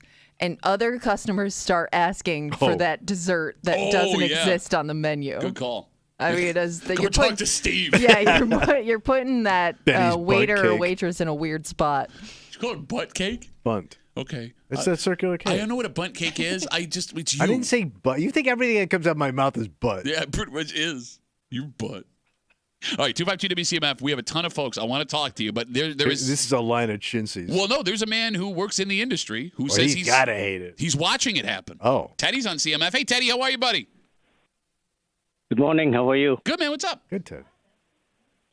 Hey, I do have one customer. He always bring his own pasta, but he still have to pay for meal from that restaurant. Okay, so what is he? Does he pour the stuff? Like he likes his specific pasta? Does he pour like with the sauces and stuff that you guys make over the pasta? Yes. Okay. Yes. So he brings in cooked pasta, puts it on No, a plate. uncooked pasta, and then he left it. He left it at the restaurant, and then he called him up because this is regular customer coming on the weekly basis. So he know the owner. Obviously, he doesn't get on that part because he always spend money. So he has his own pasta locker basically at the Pasta locker, man, that's a pretty sweet deal. A pasta locker. Somebody create a restaurant called the Pasta Locker because I will go there. Teddy, is it an allergy thing though? Like, is he gluten free? It's a dick thing. I have no idea, but he's Italian, just like Tommy Douchebag. Teddy, thanks for the call, buddy. I appreciate it. 252-WCMF, 252-9263. All right, now here come the justifiers. All right. I feel like we're going to get some justifiers here. Line up the chintzes. Troy's on CMF. Hey, Troy, how are you, buddy? Good morning. Doing well. How are you? Good, man. What's up? I was wondering how you guys feel about, like, obviously dinner and going to a restaurant. I totally agree. Like, I agree with T-Breeze. You can't do that. But I hate Troy so much. Go ahead, Troy. Keep going. So, what about, I was thinking it might be more acceptable. Like, you ever see the groups of seniors that get together at Tim Hortons? Yeah. Every morning, or like I could see them bringing their own muffin or something. Would that still be like? No, that's a more dick move because like you're just those dicks will take Because up. a muffin's like what, a couple bucks maybe At at the those most. cafes. But like, Muffin prices are through the roof. Right?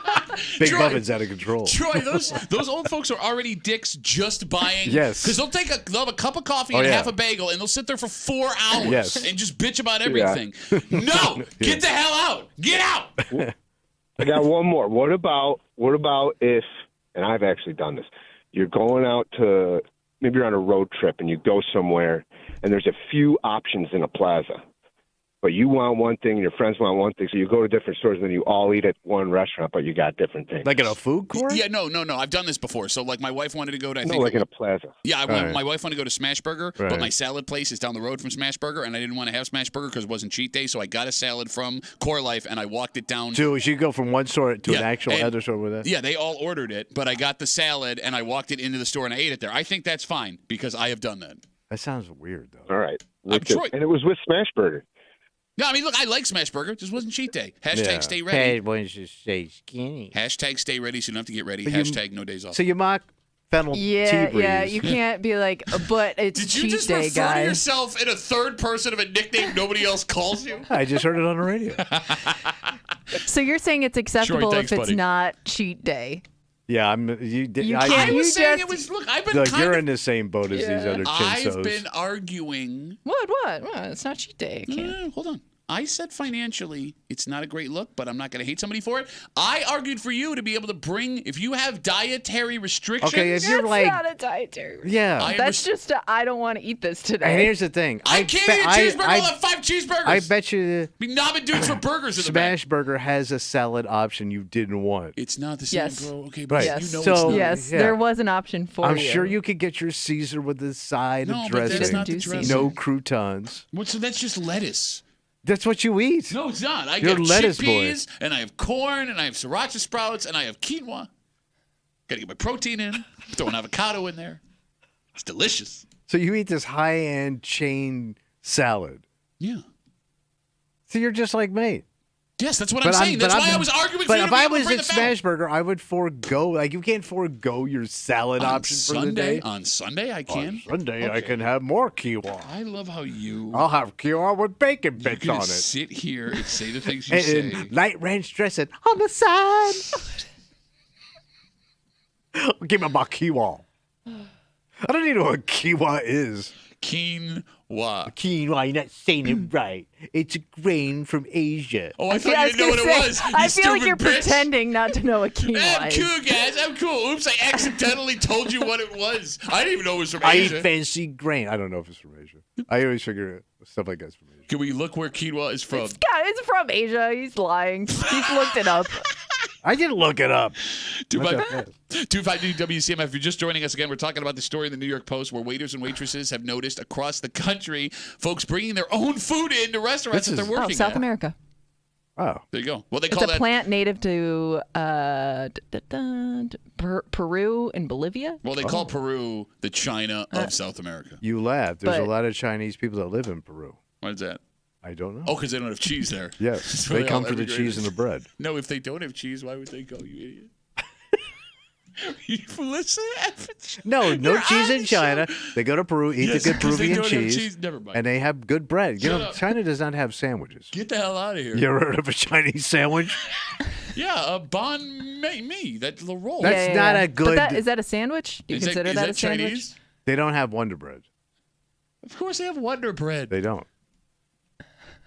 We're not gonna There's no make this- Wonder Bread factory in China. Banh mi is Vietnamese. Damn. Ah, same close area. I can't believe I said it the right way. I've never actually I heard think that's anyone how you say say it it. out loud. I I don't just know. read the sign. It's a thing. It's like the little roll with the meat in it with the Oh, sprouts. that's like a dim sum. No. No, Well, yeah, no. kind of. It is. That ain't no damn Well, the way sandwich. they- That's like saying ravioli's a hoagie.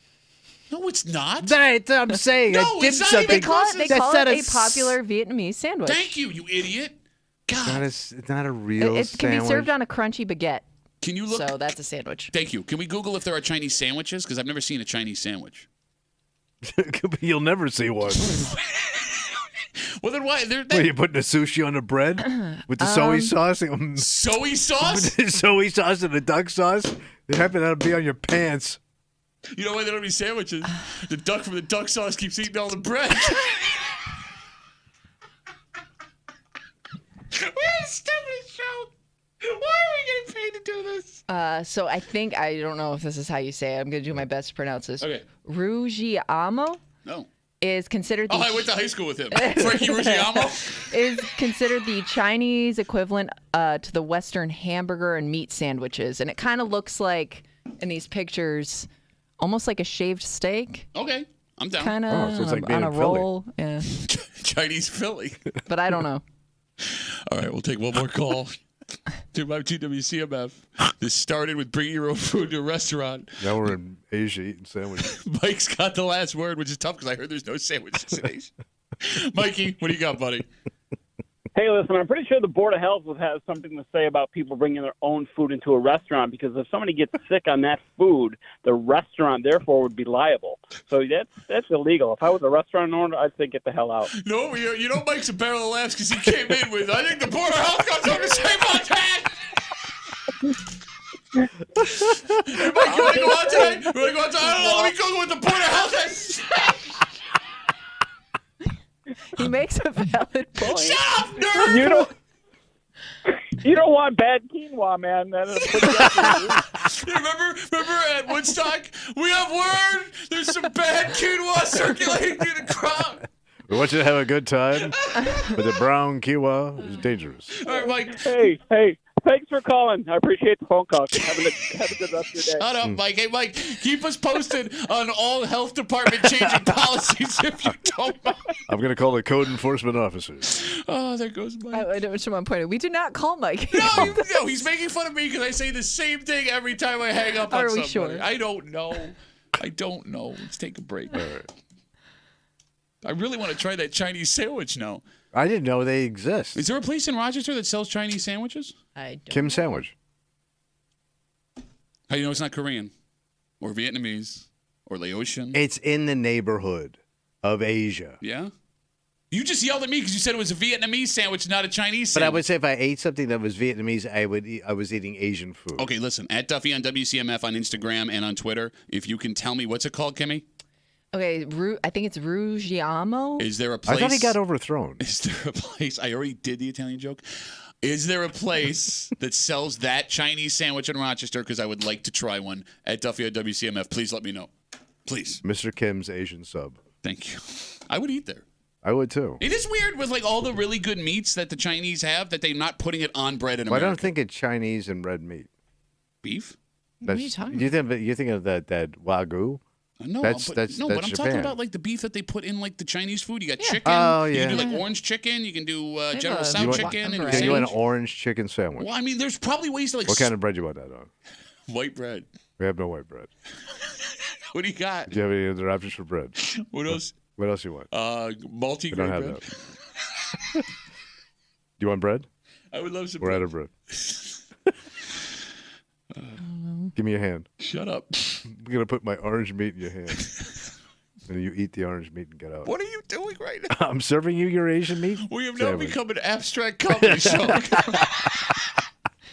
Today's the worst day I've ever had at my job. And this man who the bill signed yesterday is returning to the scene of what had to be not just the worst day of his Never career. gonna forget. Kim, how Maybe would he you already every time forgot. you sneeze? I don't know. So he's going to be on the team. As of now, he's on this team. And he's going to meet the guy that did whatever he did to him. He could be have a locker next to this guy who folded him in half. All right. We'll tell you what went down yesterday in Orchard Park next year, the break room on CMF.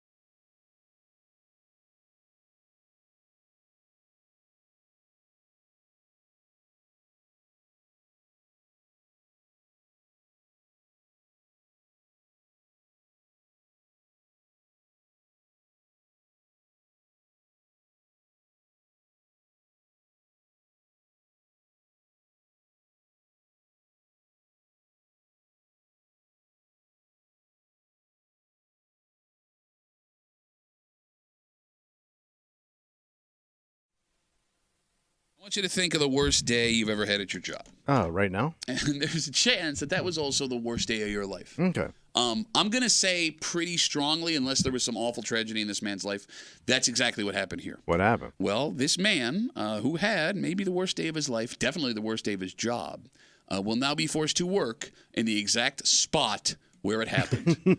On the field where it happened. You're hanging out in the break room. Rochester's Classic Rock, 96.5 WCMF. The Bills' final cuts were yesterday. We talked earlier this morning about how Buffalo native and ultimate long shot Joe Andreessen, linebacker, has made this Bills team. Little Joey? As of now. I don't know. I haven't checked Twitter. So, I haven't either. But the Bills didn't just release players. They brought in 2 guys to add to the roster yesterday as well. They traded for a return man with the New York Jets, so he'll be on the roster. And they signed a quarterback, a little bit worried about the health of backup Mitchell Trubisky. Okay. So if Trubisky can't go on opening day as Josh Allen's backup, he will have Mike White on the sideline with him. Do you remember the name Mike White? I do now because I remember the play, and I think he's a New York Jet. He was a New York Jet when it happened. So he has played for 3 AFC East teams, the Dolphins most recently, now the Bills, and he started as a New York Jet. And Mike White, 2 years ago, came to Buffalo as the starting quarterback after Zach Wilson kept puking all over him. Was that 2 years ago? That was 2 years ago. Yeah. Was it 3 years ago? Oh, I thought it was happened last year. No, Me it's too. definitely 2 years All ago. right. I thought it was 2 years ago. Anyway, the fact that maybe it was last year. The point I'm getting at here. Yeah, because I thought the Jets lost 2. Yeah. I don't maybe know. you're right. Maybe it was last year. Mike White had what looked like the most painful day in the history of football. Yeah, he got folded in half. So Matt Milano blitzing on a play, and I know if you're a Bills fan, this play lives in your head for the rest of your life. Like Tommy said, was folded in half by a diving tackle as he was letting a pass go. Both of his hands were completely in the air. Matt Milano timed it perfectly. He hit him in the chest and crumpled him, drove him into the ground. Yeah. That hit broke 5 of his ribs. Really? 5 of his ribs were broken. That was just the first hit of That the was day. the first hit, yes. So any coach worth his salt would have put him out of the game. Oh, yeah, Probably ball-headed time to coach. head to Robert the locker Saleh. room. Yeah, Jets. Yeah. So he put him back in. Mike White went to the locker Put room. me in, coach. I'm ready to die today. He was in the locker room. Yeah. He comes back out. He emerged. Inexplicably, Jets head coach Robert Saleh puts him back in the game. Even I remember watching this game on TV, and even the guys calling the game at the time were like, "I can't believe he's coming back out of the tunnel." And then they were even like, "There's no way he actually goes back." Oh no, he's going back onto the field. And he proceeded to take vicious hits in the midsection for the rest of the game because the Jets' offensive line was terrible. Terrible. Mike White is now a member of the Buffalo Bills, and he will be playing in the exact spot that had to be the most painful experience of his life. Yeah. Not only that, will be teammates with the man who could have killed him. And that's not hyperbole. I mean, your rib goes into your lung or ribs up some kind of thing. That's a serious problem. Sure. And they kept putting it back out I mean, we there. saw the toughness of Mike White on that day because, to your point, he could have been like, "Nope, I can't go." He can't breathe. Yeah. I don't even know how you can take a deep breath with your chest like that. I don't get it. All right, so Mike White's probably going to arrive to the facility in Buffalo today. He's got to take a physical, right? Ignore the midsection. Yeah. Check that part out. He's going to run into Matt Milano. Well, sure. Is that awkward? I mean, for regular people, I'm going to say yes, but these guys just treat it like a business. Okay, they treat it like a business to us. Yeah. Right? Like, and I get it. You got to go in front of a microphone and say, no, he's just doing his job. And you're right. Matt Milano wasn't trying to hurt him, right? He's just doing his job. Matt Milano was also wasn't the only one who hit him that day. But he made the vicious. He's the one, he's that's the the one that highlight reel. Kicked he it off. crumpled him. So do you go up and say, hey? I don't know. What's Do the you protocol? just leave him alone? Is it on Milano to say hello first? Yeah. But I mean, you did the damage. Well, I mean, you should go. You should extend the hand. But he's got nothing to apologize for. He's just doing his job. But still. Does it help that Milano is injured when he approaches the situation? Oh yeah, that's right. He's out, right? Yeah, he's out until. What's wrong with him? Bicep towards Yeah. bicep. Late November. Oh, stir your if biceps. he's- See what Jesus does when you hurt people? Is No, he it like in was a 2 years cast ago, of some 'cause- sort? That's a good question. I don't Because know. that may, soften things up a little. I think you got to go say, hey, buddy. I'm going to argue it's on Mike White to make the first move. What? He Nah. almost got killed. I would. That's like, you remember when Cheney shot that buddy of his and the buddy apologized for standing in front of his gun? I'm like, no, that's not how this works, man. The dude that shoots you should go, hey, sorry, my bad. That's why golfers yell 4 But Milano is And nothing. here's why Milano should step up. Not even just because he's the one who did the damage, Yeah. but it's also this is his home, right? Like Buffalo is his team. This Right. is the new guy coming in. I would And think you're like a star. Yeah. This guy's third string schlub. I would think like you would be the bigger person to step in and say, "Hey, how's it going? Okay. Hey, remember that buddy." time? just So to how run are up your and ribs tickle him. doing? No, I mean, I think it would be better if Mike White walks in and like jokingly goes up to Matt Milano. Oh, I hope I never see you again. Ha ha ha. Oh, that Don't would touch be- me. Don't touch me. Hey, I don't know. Most Mike Whites don't have a really good sense of humor. I'm guessing. I'm going to assume he when has you had that bland of a name. I'm going to assume he has a better sense of humor than Matt Milano, who again has never spoken words in public. That is true. We've said it before. We'll say it again. He's a mime. Not much of a talker. Whatever voice you do for Matt Milano as an impression is the right one because we've never heard Matt Milano's voice. We've never heard Matt Milano's voice. That's true. He could be mute for all we know. Where's he from? South? Isn't he from Massachusetts? Yeah, that sounds about right. You want to look Oh, that he's up? I should know Massachusetts. this off the I top. He could went be to Boston wrong. College. Oh, that don't mean nothing. They recruit all over. That's what I was just letting you know where he went to I college. want to know where his voice is from. Okay. He is from. Deep South. Nope. I No, don't he know if looks this like a is nor- right. he looks like a northeasterner. I'm going to say Yeah. he's from the Architect. I think he's from. I've never heard of this place in New York. Comac. Oh yeah, it's Is that how you outside say New it? York City. Yeah, Okay. it's very deep South. Deep south of New New York. York. You idiot. No, that kid screams northeasterner.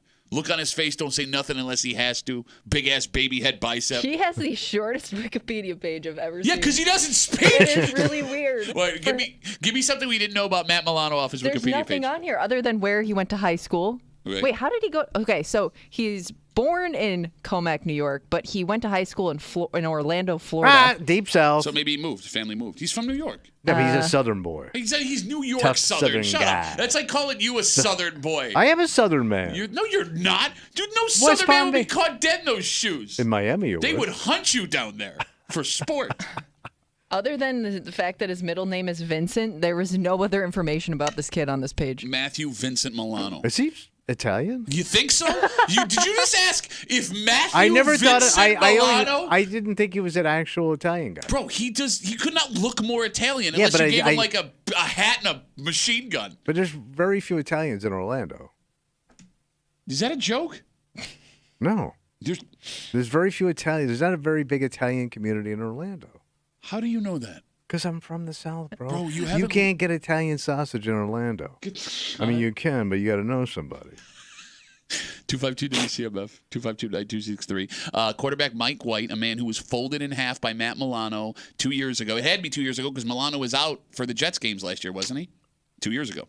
Yeah, so maybe it was 2 years ago. All right, so All right. maybe no, was it? I don't. Who cares? I don't So know. I thought last year they took out Yeah. Rodgers. Yes. And then they also, we were talking about, they almost took out two quarterbacks in Yeah. the same season on the same team. Maybe you're right. I don't know. I don't know. Kimmy, will you Google when that play Mr. happened? Because that's going to bother me for the rest of the day. Football, No, because Milano broke his leg in week 6 again. No, it was first, second week of October. Because I was in England. No, I'm trying to figure this out, you dick. No, you keep insisting. I was that- in jolly old England, you know. I wasn't keeping up with the Italian boys from the Orlando I was area. there to see the Italian Orlando boy, and I watched him get carried off the field, and my heart was devastated. That's my boy.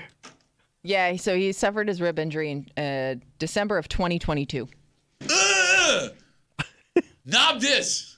Well, 22-23 Shut season. up. Shut up. It's not how that works. It's not hockey.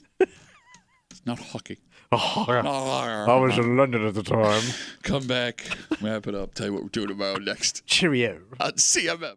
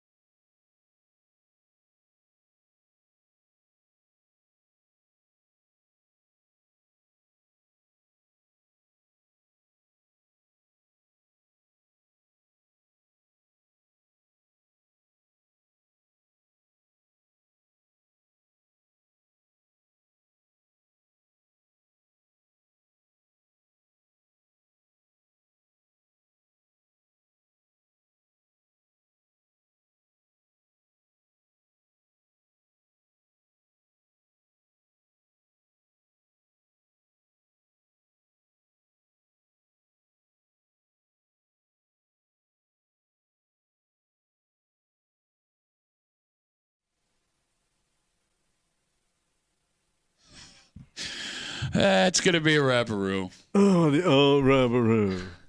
I'm so tired. I was at the U.S. Open, you know, coming back, so tired. Take my child to tennis lessons, and of course, so hard. Look, I know everyone's okay. Everybody, but you. No, this is why I feel like I'm allowed to bitch. My Jaguar needs a tune-up. Do you know why I could take my Jaguar for a tune-up? Do I have a Jaguar store in the region? You know, real quick. What? You know, if you hadn't heard, we were at the U.S. Open on Monday. I'd never gone anything like this before. Not a tennis person. My daughter's tennis class won like this contest where they got to play at the U.S. Open. But we had to get down there. We had to pay for the hotel. We had to flight, all that stuff. All right, so that was the first time in a long time I felt busted, like super busted again, walking through the U.S. Open. Oh, really? Because, like, it's luxury that I have not seen. It's all the luxury items. Let me put it this way. Familiar with Moet champagne? Mm-hmm. I always call it Moat. They had Moet champagne stands. French champagne. Like you would see beer stands at a football or a baseball. So they're just pouring you a glass of champagne to walk around with. Yes, they pour it into a golden chalice that had the U.S. Well, of Open course. logo on it. Every drink you bought came with a cup you took home, whether it was a souvenir soda or what's called a honey dipper, which is their signature drink, and it comes So your in like house a is glass. loaded up with souvenir cups right now. Kimmy, it's funny. My wife, they had the golden chalice. Yeah, of Moet. for the And- champagne. Yeah, and I don't even want to know what it costs. But I go, Nana, my wife, you should get one. That way we can like clean the cup out, and Claire can have her U.S. Open cup. Like it's like her trophy for being here. She goes, no, that's obnoxious. I turn around, she's got one of those honey dippers with her own souvenir glass. Ooh, this is good. You should try some. Bro, I've never seen obnoxious, over the top life like I saw that day. Like it's almost worth going to watch. People watch, bro. Like how people have this money and time. It's a Monday. It's an effing Monday. You people don't work? Do you not work? Nobody wants to work anymore. You're all drinking Moat all day. And on that day. Moet. Out of your goddamn tennis cup. So, like, I'm not a tennis fan. I've been following this now, like, just the stories from it, right?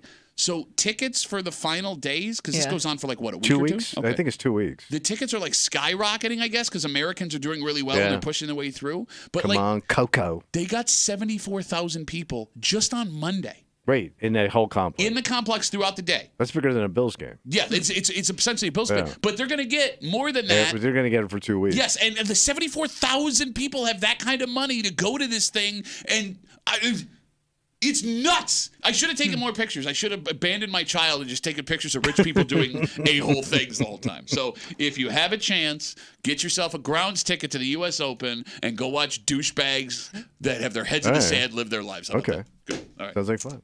We got to get out of the way. For Kenny, Yeah. who one day will enjoy a golden chalice of champagne. Do you like champagne? I do. She likes anything. I like champagne. All girls like champagne. It's weird because no guys like champagne. No, I don't get champagne at all. It's tasteless wine, which I also don't like. Yeah, I'm with you, man. For Tommy I don't know what to tell Muley, who is known as a tasteless man. My name is Pat Duffy. We'll see you tomorrow morning in the break room, 6 a.m. on 96.5 WCMF.